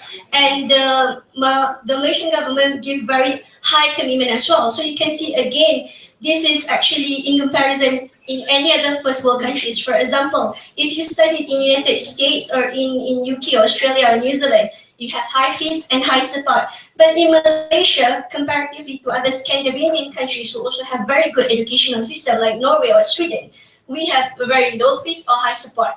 But what do you mean by high support? High supports, like I say, because the education is highly subsidized. Of course, the government paid a lot for the facilities, amenities, and the tuition fees and other educational materials. Students mostly spend most of their tuition fees. It goes to their expenditure if you stay in campus, and other materials that are not subsidized. So what do you mean by commitment? Commitment, Malaysia has actually developed a 10-year plan of Malaysian education blueprint. This is based on the UNESCO blueprint on education and humanitarian development. So you can see that we give, again, very high emphasis to the education system in Malaysia. Okay, I'm not so sure why it turned out that way. So, okay, a bit of numbers about Malaysia. We have a very young population in Malaysia. More than 45% population in Malaysia is young people, 30 million. We have very high education enrollment. In fact, we are one of the most literate countries in the world. Almost 90%. That is huge because we come from a developed country, and compared to other first world nations or already developed countries, 90% literature is actually very big.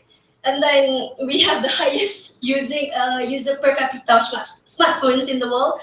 Malaysia also is the highest social media usage per capita. And number of universities and university colleges in Malaysia is currently as such. And again, 7.7% spending on higher education. For international students, Malaysia is currently hosting 151,000 foreign students in Malaysia from all over the world. So mostly the students come from the Middle East region, some from Americas, and some from UK. And why the United Kingdom? Because like Philippines, we share historical ties with the Spanish. As Malaysia, we share historical ties with the UK. And again, in comparison, with the other first world countries who also hosted foreign students, Malaysia is there, top ranked. We averagely we also host 6.9% more foreign students in Malaysia in comparison to Ireland, Canada, and even the US. Okay, this is our higher education journey. We started with only 2 public universities and 1 polytechnic back in 1960. But you can see in 2015, now we have 20 public universities, 34 polytechnics, 94 community colleges, and 511 private higher learning institutions. So that's a very big number for a very small population actually in Malaysia. And you can see here in 2015, we actually have produced 26% of PhDs holder in Malaysia. So that's very big. And currently we have actually 9 branch of private university, but this is international universities based in Malaysia. And they're very, very famous, for example, Newcastle, Monash University, and even Nottingham University. So it says something about the education system in Malaysia when top foreign universities wanted to establish their foreign campus in Malaysia. So like I said, we have Monash University, Harold Watts, Curtin University,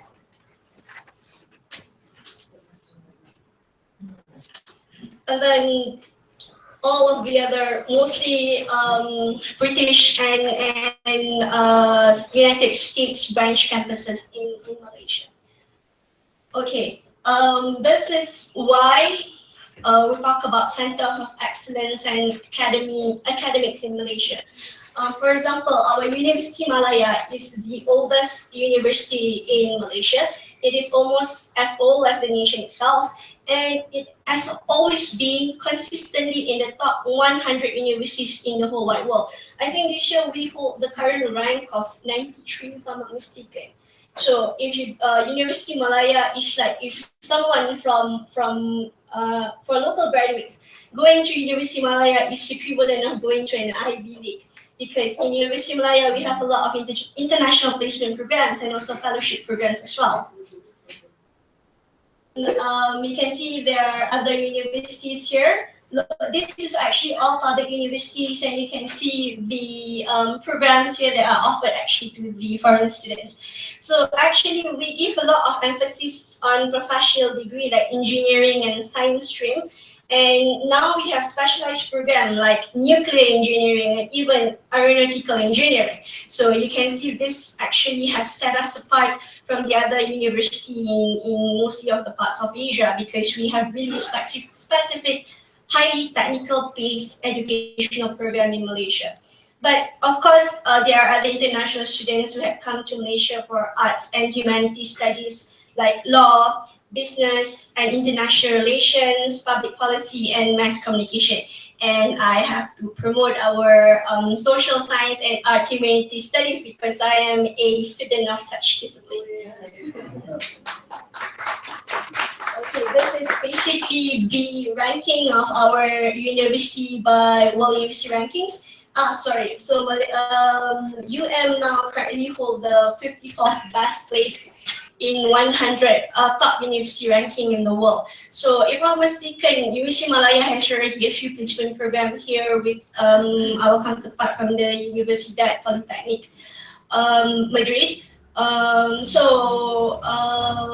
the rest, and the students who came here to learn in Spain are mostly for science-based programs and also for engineering programs actually.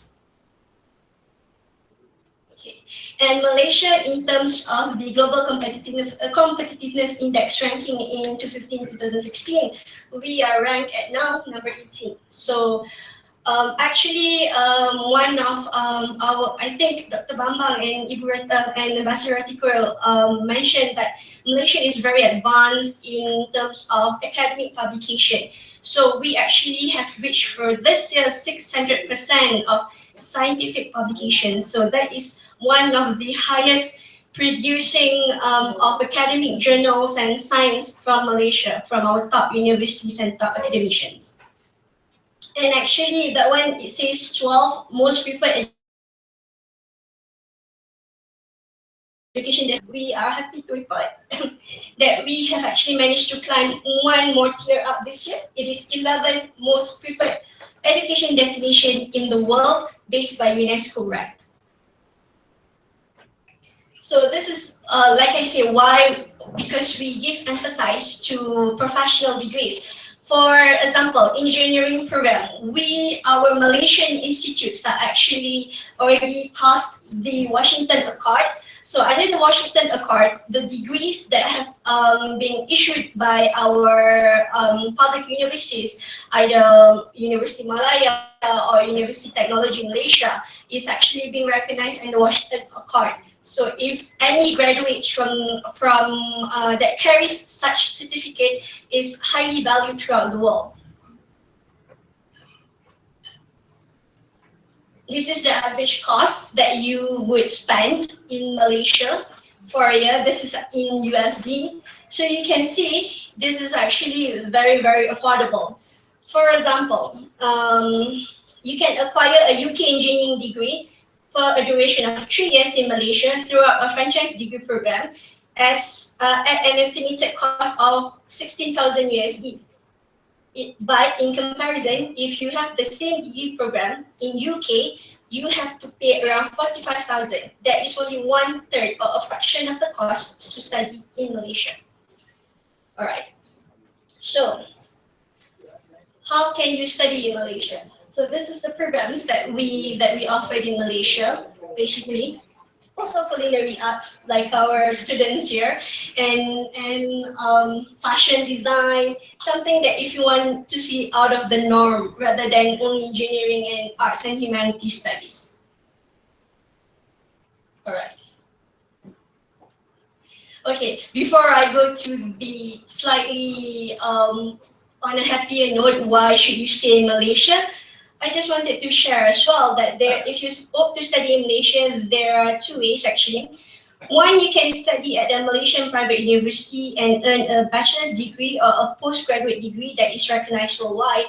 Or, this is the second option that is the favorite among the international students. You can study at a foreign university branch campus in Malaysia, because we have Monash, Newcastle, and also Nottingham. But your degree is issued by the parent university. You studied in Malaysia, but the degree is issued by the parent university in UK.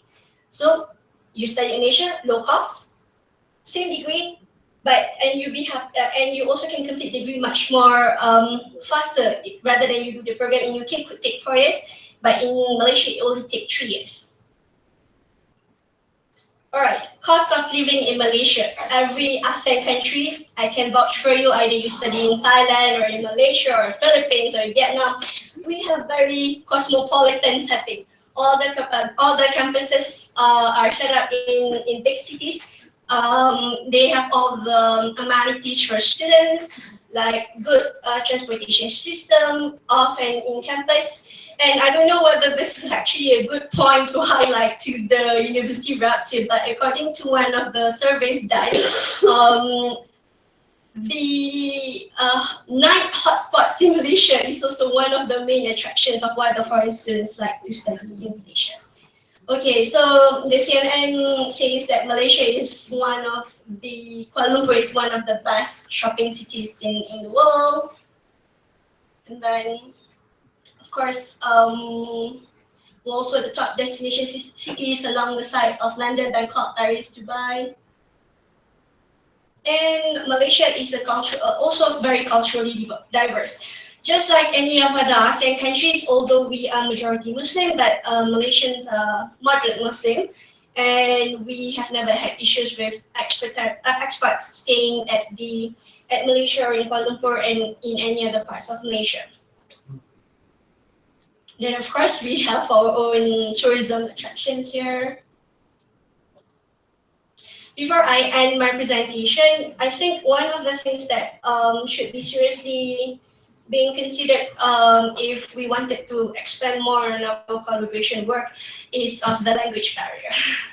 Okay, Malaysians majority speak English, even the medium of study in the university and the materials are English. That is not actually a problem. But for our students to come here to Spain, it's going to be a bit difficult because of the language barrier. So some manage, some don't. So for university side, if we are seriously considering to expand more on the collaborative work, we have to look at the language studies at the universities. So thank you very much. And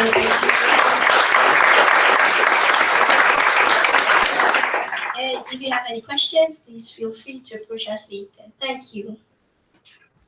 Now I invite the representatives of the offices and embassies to sit down here. They approve a session of questions and answers, please.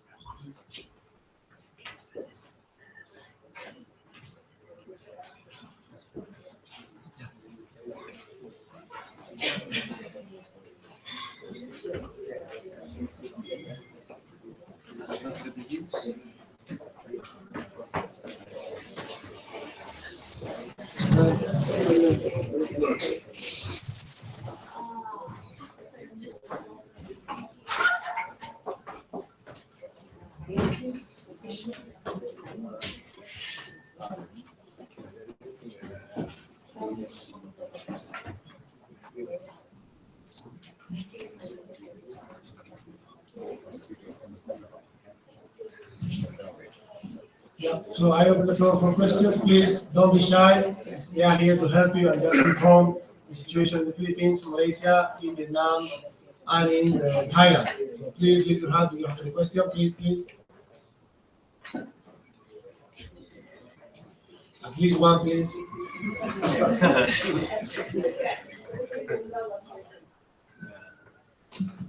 Yes, first of all, thank you all of you for the presentation. Actually,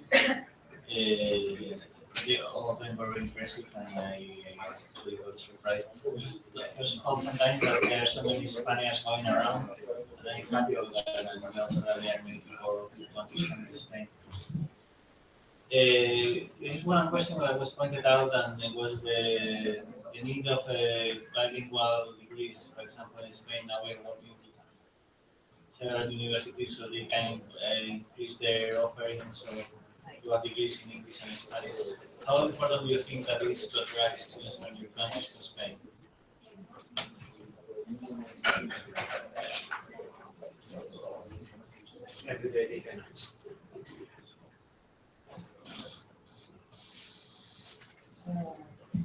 I will take the liberty of being the eldest one on this table to answer that question.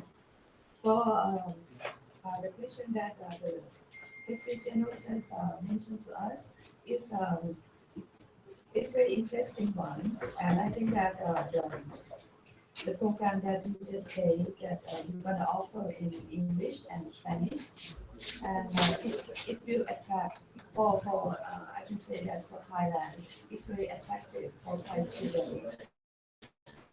I can say example, like 5 or 10 years back, we also have this program with China, with many universities in China, and we can attract a lot of Thai students to go to study in China because there the Thai students can study in English, and at the same time they will have more chance to study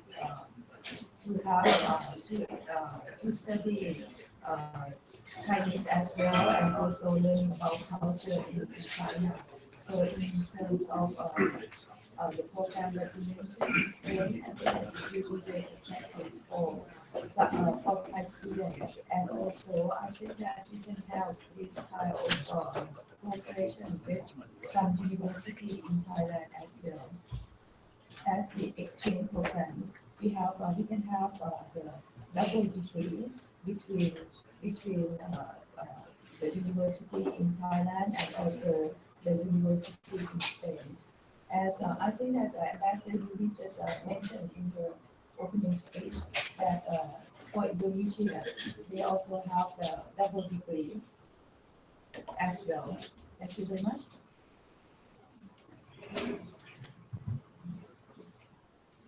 Secretary General to address the question that you have posed us just now.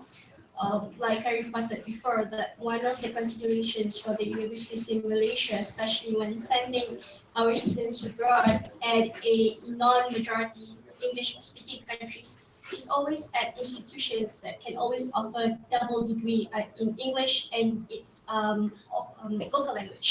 In Malaysia, of course, we have Spanish being taught at the higher education or higher learning institutes as a third language, just because Spanish is one of the United Nations 5 languages. But again, all of the other universities, especially from if you're seeking collaborations from private universities, you need to have English dual degrees, because that is the only way for our students to come in and actually benefit from your education system.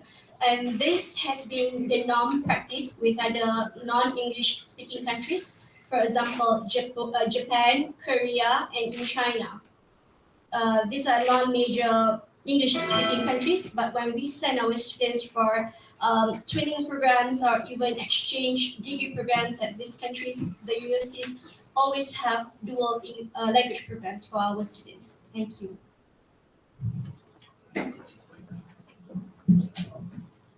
I had to let the ladies speak first because it's a ladies' round.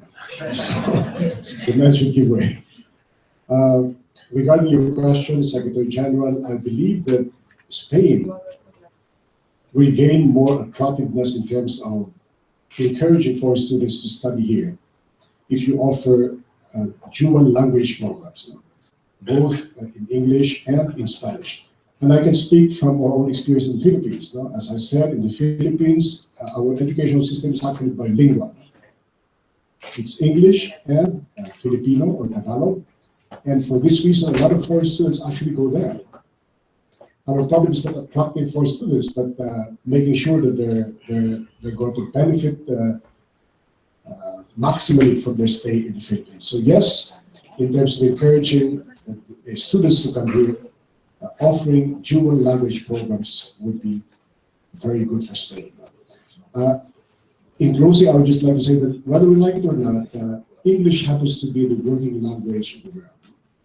I mean, we're all proud of our languages, Spanish in particular. I'm very proud of the language, but the fact of the matter is, we live in a world where the working language is English. And that is why we will all benefit, we'll have nothing to lose if we adopt or incorporate English in some way in our respective curricula. Thank you. Mr. Secretary General, ladies and gentlemen, I would like to approach this from the very kind of substantive angle. For any students, first, we should speak it as the students' center. If they go on their own, self-financing, money is the first priority. We have to answer the questions of if they want to come to Europe, so which country will be the most attractive to them financially? In Europe, if they go to the UK, it costs a lot. But they go into the mainland, it costs much less. And even you have to compete with other neighbor countries that they give education free, higher education free. You don't have to pay any tuition fee at all. You just pay for the registration fee, roughly about 1,000 US dollars or 1,000 euro a year, and that's all. The other thing is all about their daily expenses, accommodation and things like that. So the university life will be much cheaper for them, and they can enjoy the top-notch higher education quality, and that's the thing. What I can see here in Spain is that Spain has a distinctive kind of tuition fee offered. It's just like in Australia, where I studied, that Spanish pay one price, foreigners pay another price. And that will be one of the barriers. We need to find some way of doing that. And then apart from that, the dual language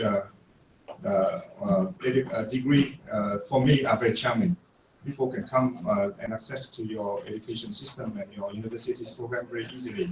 The second thing important for the student is that all the administrative formalities should be simplified at the stage in our own country, departing country, because you should simplify the visa application, not to cut off any of these, but to speed up the granting, the student visas granting time. For example, you say the maximum 2 weeks when everything is everything is available, all the papers filled, or you can now reduce to 20 days, 15 days, 16 days. That will be one of the source of encouragement for them to come.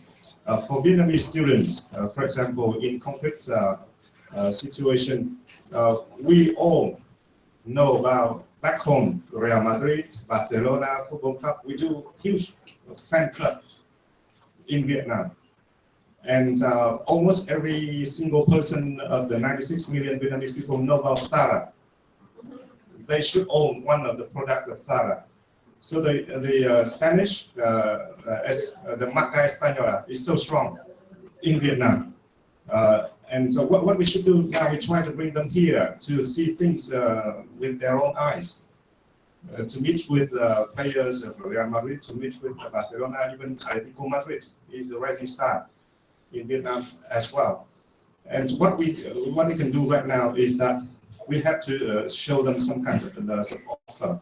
For example, a free or minimum language learning program. For example, they pay only about 1,000 for Spanish learning, and then they will come here for 1 year easily. And then three weeks of visa granting time, so they will come. This is for sure. Many of the students in Vietnam tell me and my colleagues that they are waiting for Spain. Really, they really want to come here because they can invest themselves for 1 year studying 1 degree here, even vocational training certificate. They are ready to come, and then they know about everything. They can come and witness everything here in Spain. So that is from the students' viewpoint. From the government level, I think we should work together to introduce some kinds of scholarship. Tuition free is one type of scholarship. Accommodation is one kind of scholarship. It should be a total full scholarship, or partial scholarship.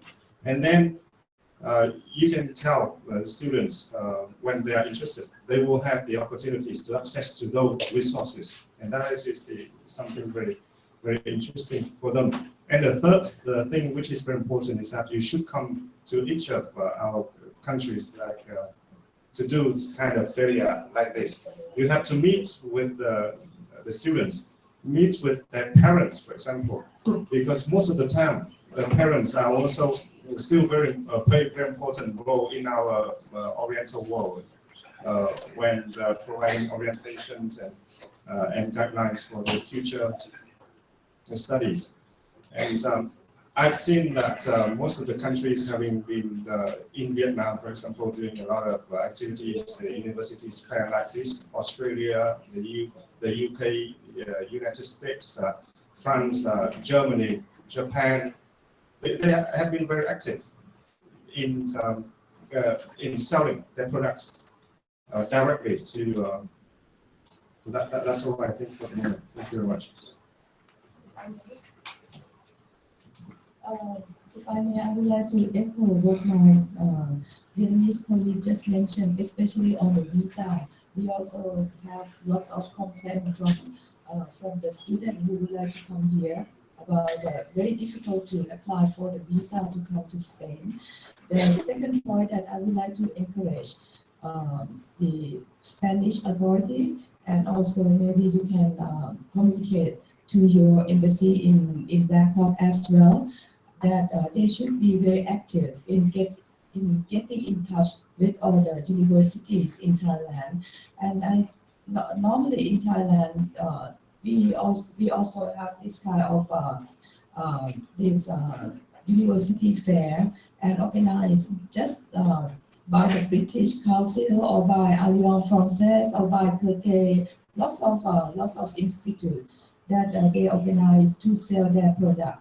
And during that fair, they also offer the scholarship on site at the fair. If someone visiting the fair, it's very easy for them to apply for the scholarship from that country. I think that maybe it's another option that Spanish government may take a chance to do that as well. As far as I know, I think that I never seen any university fair organized by Spanish authority in Thailand at all. I think that this one I would like to give like a homework for the Secretary General to think about that. Thank you very much. More questions, please? Yeah, over there.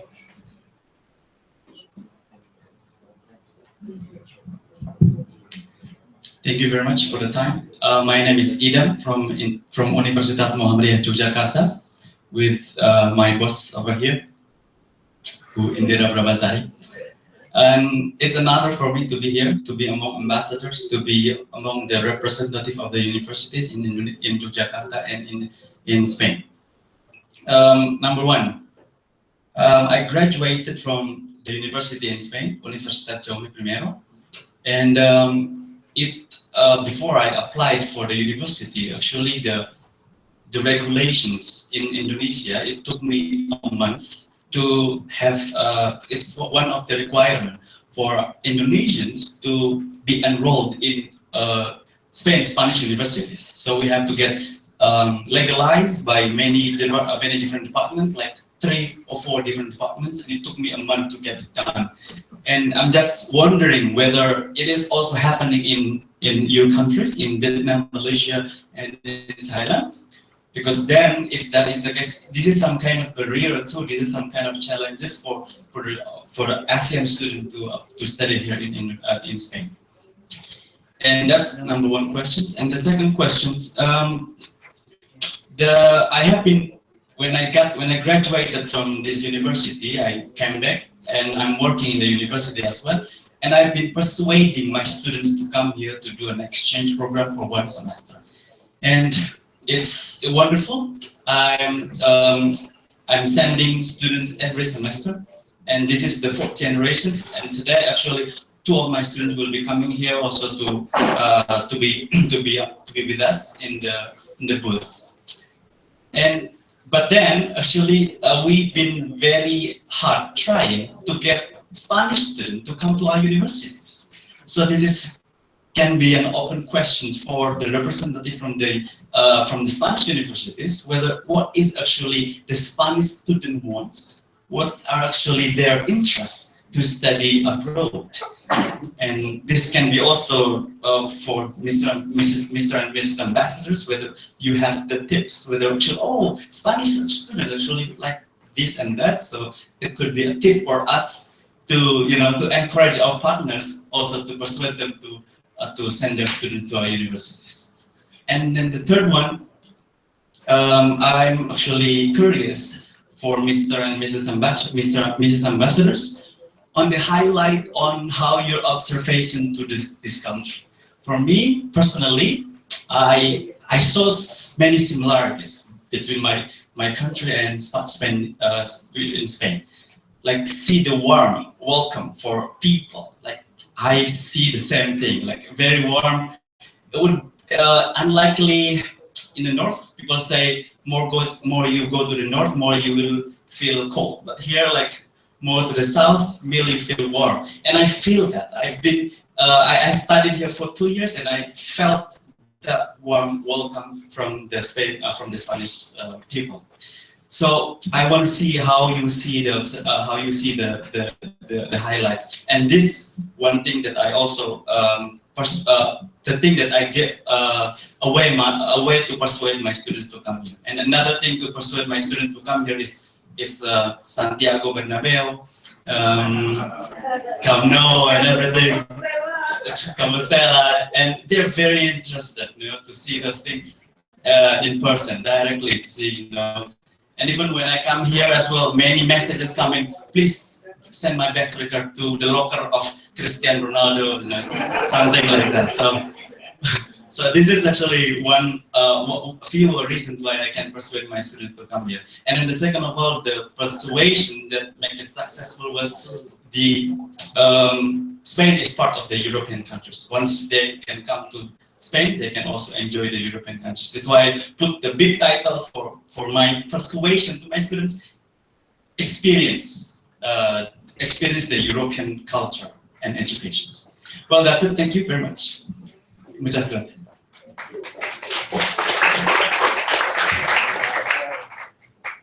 Thank you, Idam. First, you raised again about the legalities or how to enter, whether our students have any problem in entering Spain when they wanted to begin study. Okay, vice versa in terms of student mobility or even people connectivity, Malaysia is blessed because we have the visa agreement with Spain. So actually, we could travel to Spain freely for 90 days on social visa, and Spain could travel down to Malaysia same way, 90 days free visa. But I'm not so sure whether Spain has a similar setup. Like in Malaysia, we have an agency under the Ministry of Higher Education. It's called the Education Malaysia Global Services, EMG.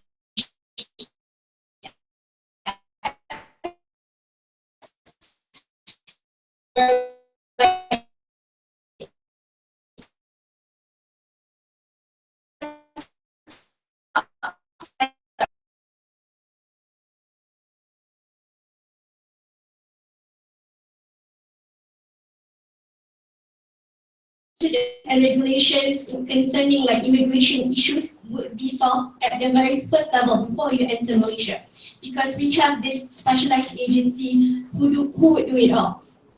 In terms of services, well, it says 3 weeks, but again, it depends with the documentation submitted by the individual itself. Everything goes well, you will receive your visa within 3 weeks to come to Malaysia. And so far, we have not heard complaints from Malaysian students coming here, either for degree, postgraduate program, degree program, or even short industrial training, that they actually were bogged down with bureaucratic processes to come here to Spain. So in terms of that, I think Malaysia is really blessed. And then second, you say what are the probably common attractions for the Spanish students to come and study abroad. I can't speak for my other ASEAN colleagues here, but I'm sure they will highlight it in a bit. But I would say, in my humble opinion, first it would be program, the cost of tuition fees to be in Malaysia. And in Malaysia, for example, we don't have full scholarship for Spanish students, but what we do is waiver of tuition fees. For example, if your university here in Spain send 2 students to Malaysia, and we in exchange send 2 students from Malaysia to the university here, the total cost of the tuition fee would be waived off. And some colleges or universities, they're offered with accommodation. I will speak for my alma mater, which is University of Malaya. We have good residential, international residences for foreign students, which some of the residents are in campus and some are off campus side. And then living expenditure. A foreigner only need 5,000 USD in total for the whole duration of academic year to stay in Malaysia. So if you're in 3 years, you stay in Malaysia, it only costs you USD 5,000, which is really, really cheap. And then lastly, I would say recognition of your degree. And this is where we play towards strengths, because, for example, our engineering degree has been recognized under the Washington Accords, and majority of our degrees, especially from public universities, are very much in par with the QS, the quality academic monitoring system by international standards. Thank you.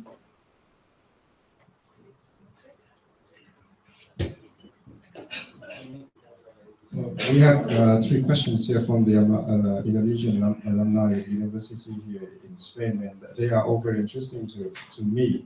The very first one is around the formalities and procedures.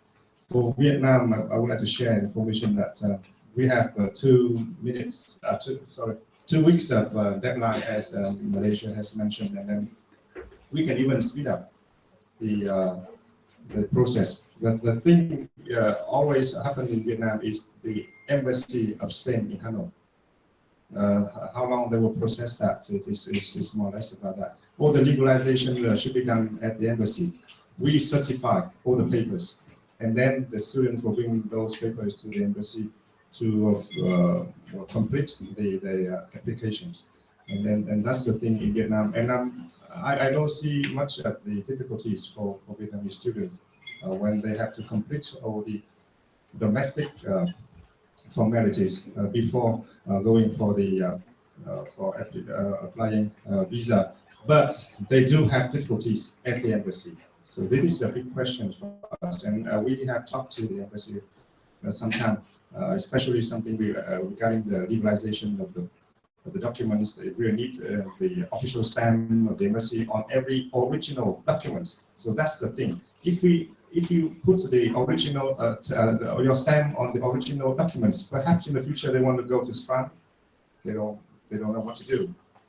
Putting another stamp of France on that, or the state. So this is one thing. Regarding the second question is more for the Spanish universities here. So I will go back a little bit later with what I'm having in my kind of advice. But for the third question regarding the experience of students here in Spain and in Europe. This is excellent because I enjoy this very much when I was here for almost 3 years and a half being students here. I enjoy very much the countries where I study and also all other countries member of the European Union.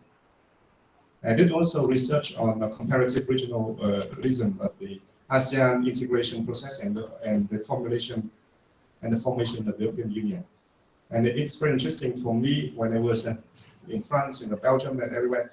Every weekend, I didn't stay at home. I went out meeting somewhere, friends in other countries, in other cities. I've been to all France, all Belgium. I've been to most of the countries in the European Union already, and I don't have any money left. Even I did work extra hours, and that's the thing. And Spain, especially for us, extremely close to Asia and close to Vietnam. If you come to Vietnam every day, you can see that after the office hour, everyone is on the street having a beer, just like here. Rations and cerveza. It is very famous and very popular in Vietnam as well. And this is the thing starting from student life. And they continue with the kind of office work. Even when you are a public servant, you continue with that. It's this kind of hobby. And I feel that there's no distance between Vietnamese and Spanish in terms of culture. So we are getting along very well. We can socialize very easily. And I'm sure for Vietnamese, anyone come here, they feel very much at home. It's for sure. Just it's like me. I came here 3 times before. The first time I came to Spain was in 2001. I came here from Paris. The second time I came here from Brussels. And the third time I came here from Hanoi to work at the embassy. So 3 times here, and the third time officially having much more time to share with you my experience here in the country. And I love that very much, and this is my lifetime experience, visiting here and also working here. With that, I would like to move to the second questions on how we can have more kind of students from Spain, from University of Spain, going to our countries, right? For Vietnam, for example, you have to come. Anyone is the same. You have to come to see the country first before you make a decision whether you want to study, or at least someone has to come to tell you about the country that you may pick up as for your university destination. For Vietnam, for example, right now, over the past 2 years, we have been granting free entry visa to Vietnam for 15 days. Then you can go meeting with your universities to see Vietnam, and then you may make decision on whether you should study in Vietnam. For your information, which is a little bit out of record, there are so many people, well, Spanish men, really having a very good relations with the Vietnamese in general, and they are getting married with Vietnamese women. And I have been receiving many of the orders that they would like that, and many of the Spanish, they have already been to Vietnam to work and having their family there. And which is important is that at the end of the road, the final objective of the university education is that is to work. What we would do after university life? You need to study, and then you need to find a job corresponding to what you studied. And then you have to do that in Vietnam. You can even study in Vietnam. It's not a problem, but then you have to find a job. Many people, many Spanish now are finding jobs in corporates, in big companies in Vietnam, in real estate, in management, in consulting, and they're coming to Vietnam in great number, and that is something very important to consider. For the moment, Vietnam universities do not have so many programs in English for you to pick up, but you can follow through some of the models of other countries in the region. Like, for example, one of your companies, your even university, setting up an office, a representative office in Vietnam, you need to send some of your staff and colleagues to go and study at least the local language in the country. And it happens the same like that. For example, the Repsol or OHL, when they come to Vietnam to do business, they should have someone to speak the local language to work for them, apart from the language of business, English.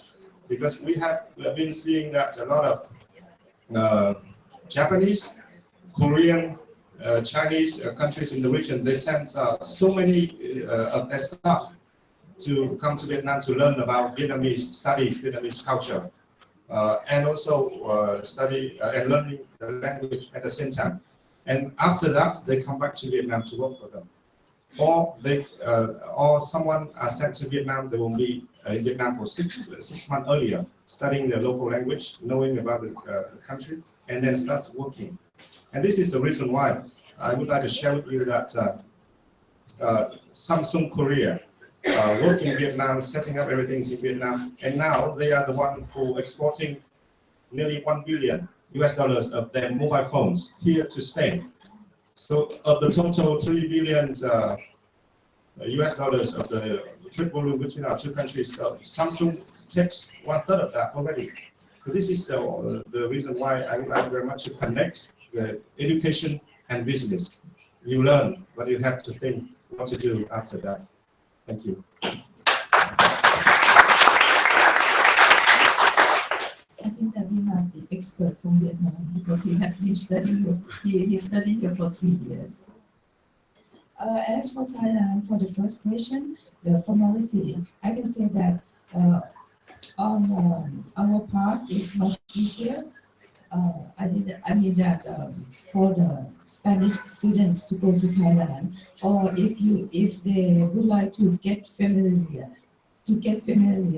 with Thailand, because Thailand offers unilaterally 30 days visa free if the Spanish people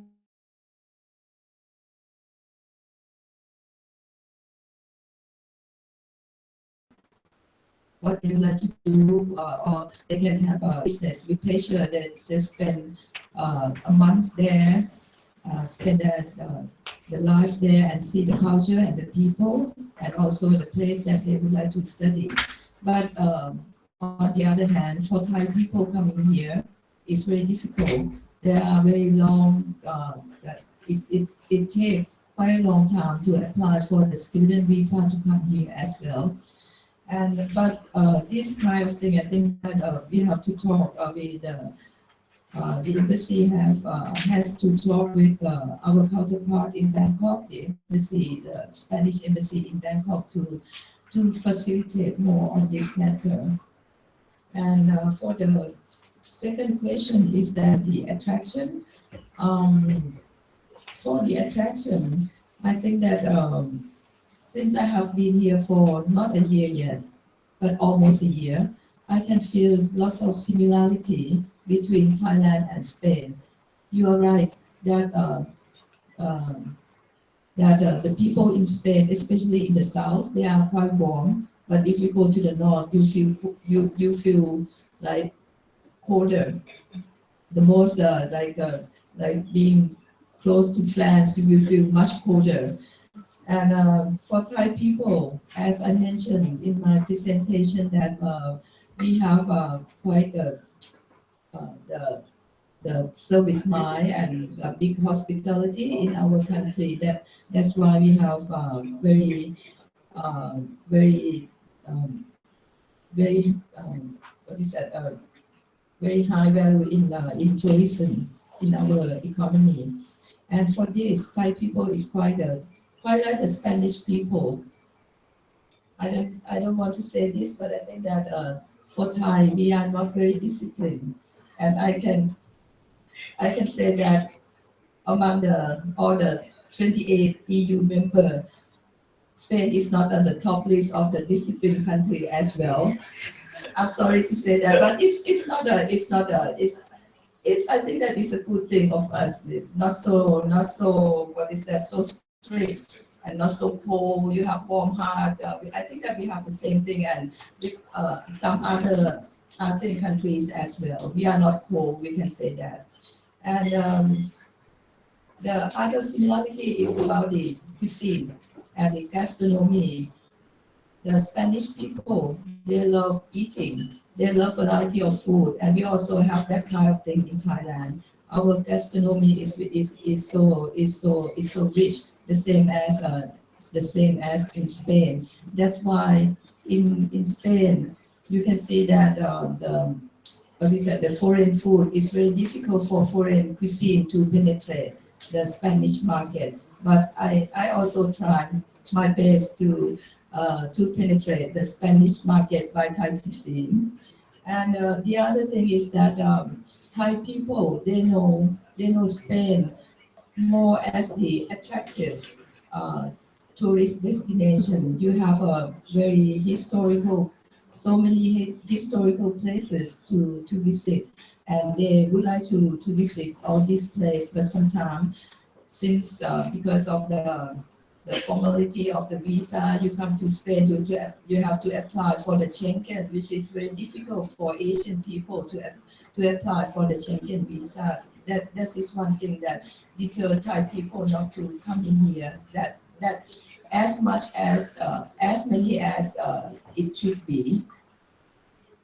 For this, the attraction and towards the Spanish student, I think that they also, it's not difficult for them to know about this attraction. I can guess that because more and more Spanish tourists going to Thailand, including the young generation, and some of them just go there just like a backpack and exploring the country by themselves, which is very good. I also impressed with this young generation. But for the third question, how to persuade the Thai student coming here, or to persuade the Spanish students to go to Thailand, this one is a big question mark for me. As I present in my presentation, up to now there are not so many Spanish students studying in Thailand. I'm sure that not more than 100. So it's quite difficult in terms that maybe because of the language. In Thailand, if you go to the international program, it's going to be English, but not Spanish. So And vice versa, if a Thai student would like to come here, they prefer to study in English because we are not familiar with Spanish. We are not like the Philippines that they speak Spanish very fluently. So the dual, the bilingual program that the Secretary General just mentioned earlier, that's why it's very attractive for the Thai student who would like to come here. This is a very important thing that I think that the universities between the two countries should develop this program together to attract the students from their universities to come to Thailand, to come to Spain, and also sending the students to go to Thailand, to go to Thailand as well. Thank you. I'm sorry, Mr. Manuel, to interject shortly because I forgot to address the third question by Pak Ilham just now. You asked about the observations that I have seen the similarities between the host country and Malaysia, right? I can say for a very limited exposure, I've been here for only 10 months via semesters. One is we share a lot inherently our culture and the Spanish culture are very close. Just the same like what my other ASEAN colleagues have mentioned, like tolerance, friendliness, stability in the country. And we also, like European people, we also enjoy the freedom of movement because among ASEAN countries, we enjoy the mobility to all ASEAN countries, just like what Europeans here enjoy under the Schengen acquis. And then one interesting point that I would like to really mention is the ease of learning the language. I mean, between Malaysia and Spanish. I've been here for 10 months. I think I have picked up quite fair Spanish, even though I have zilch, zero, nada, nil, learning in Spanish before I came here. And like our moderator, Mr. Javier, I noticed that he speaks excellent bahasa Indonesia. Bagus banget Pak bahasa kamu. It's the same like bahasa Malaysia, which is really easy to pick up. And I'm sure that another plus point when the students from Spanish return from Malaysia, they can speak bahasa Malaysia as excellent as Pak Javier can speak bahasa Indonesia. Thank you. Just before my colleague from the patient took the mic, the moderator whispered in my ear to limit my intervention to 2 minutes. I hope she has not consumed my 2 minutes, okay? 2 minutes, very brief. I suggest that you recommend your country to review your visa policy. Actually, this whole thing about visa procedures falls under the framework of a country's visa policy. And every country has different visa policy vis-a-vis another country. The Philippines, Spaniards can come to us without any visas for a stay of not exceeding 30 days to study in Thailand, but not the other way around. Right? So we need to review that because the visa policy, as I said, is something bilateral and it is influenced by several factors: political considerations, security, and of course historical issues. But the solution is review your visa policy and work towards a more open, more flexible visa students. On the second point, I suggest that you begin forging, if you don't have one, a cooperation in terms of education with Spain, because everything begins from there. If you have such an agreement, then you can work on other agreements, and then you will go down to the level of universities, and these universities can have their own agreements with their counterpart universities in the Philippines. We have one in the Philippines, and it is working. The only thing is there are more Filipinos wanting to study in Spain than Spaniards going to the Philippines to study there. But it's going in the direction. Hopefully, it will be there in a few years. We will have an equal number of Filipino and Spanish students studying in the countries of the partnerships. And finally, the third point, all I can say is my wife and I have been assigned to Italy, to Jordan. We've visited a lot of European countries. But if you ask us where we want to stay after we retire, and I say this honestly, it's Spain and none other. That is how Spain is.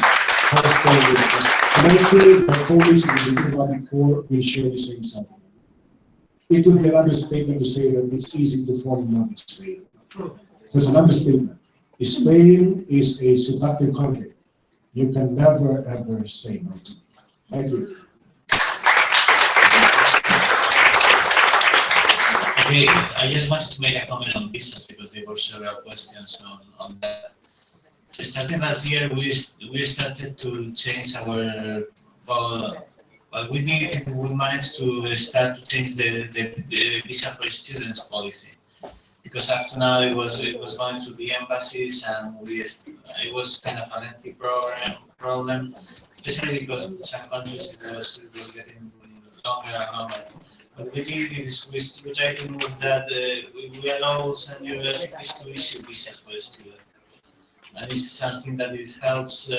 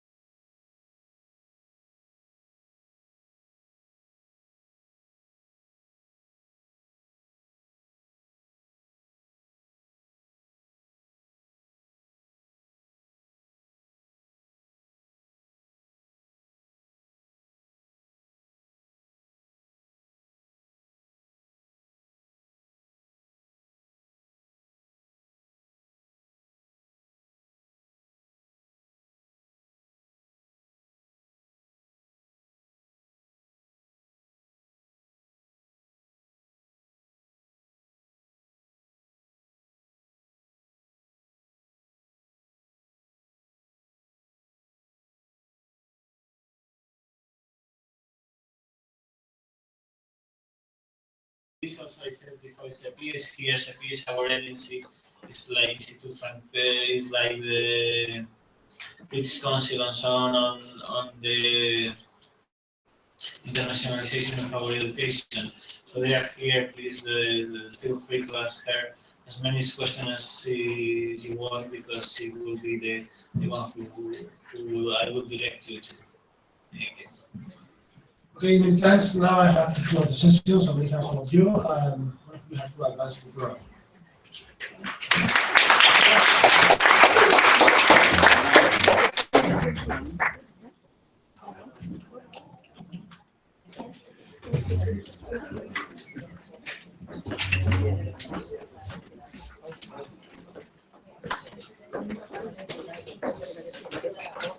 Thank you for the excellent presentations and also the discussions. We are now going to witness a signing memorandum of understanding with the Institute of Tourism of Ambarukmo, Estarán, and also Centro Español de Nuevas Profesiones from Colombia. I invite Mr. Alejandro Yono and also Mrs. Mercedes Carreño to the floor. Thank you.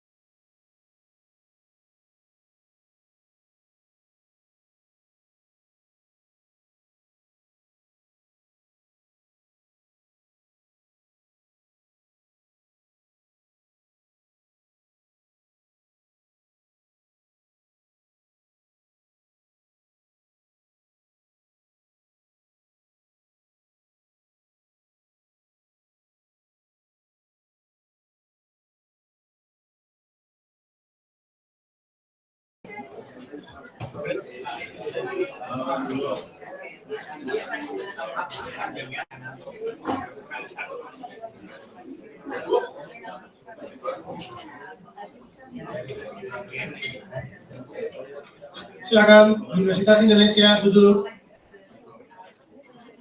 Kita akan mulai.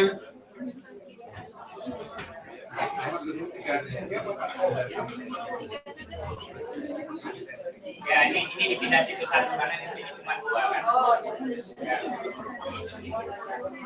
Ya, aja sana. Dan Bapak. Tolong dipanggil. Dipanggil.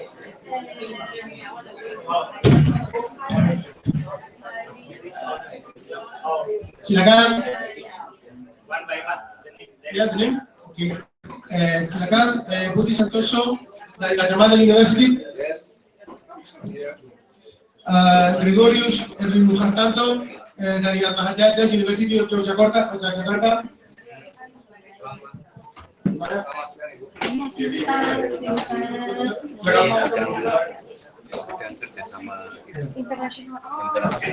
Rektor Dr. Kasiarno dari Ahmad University.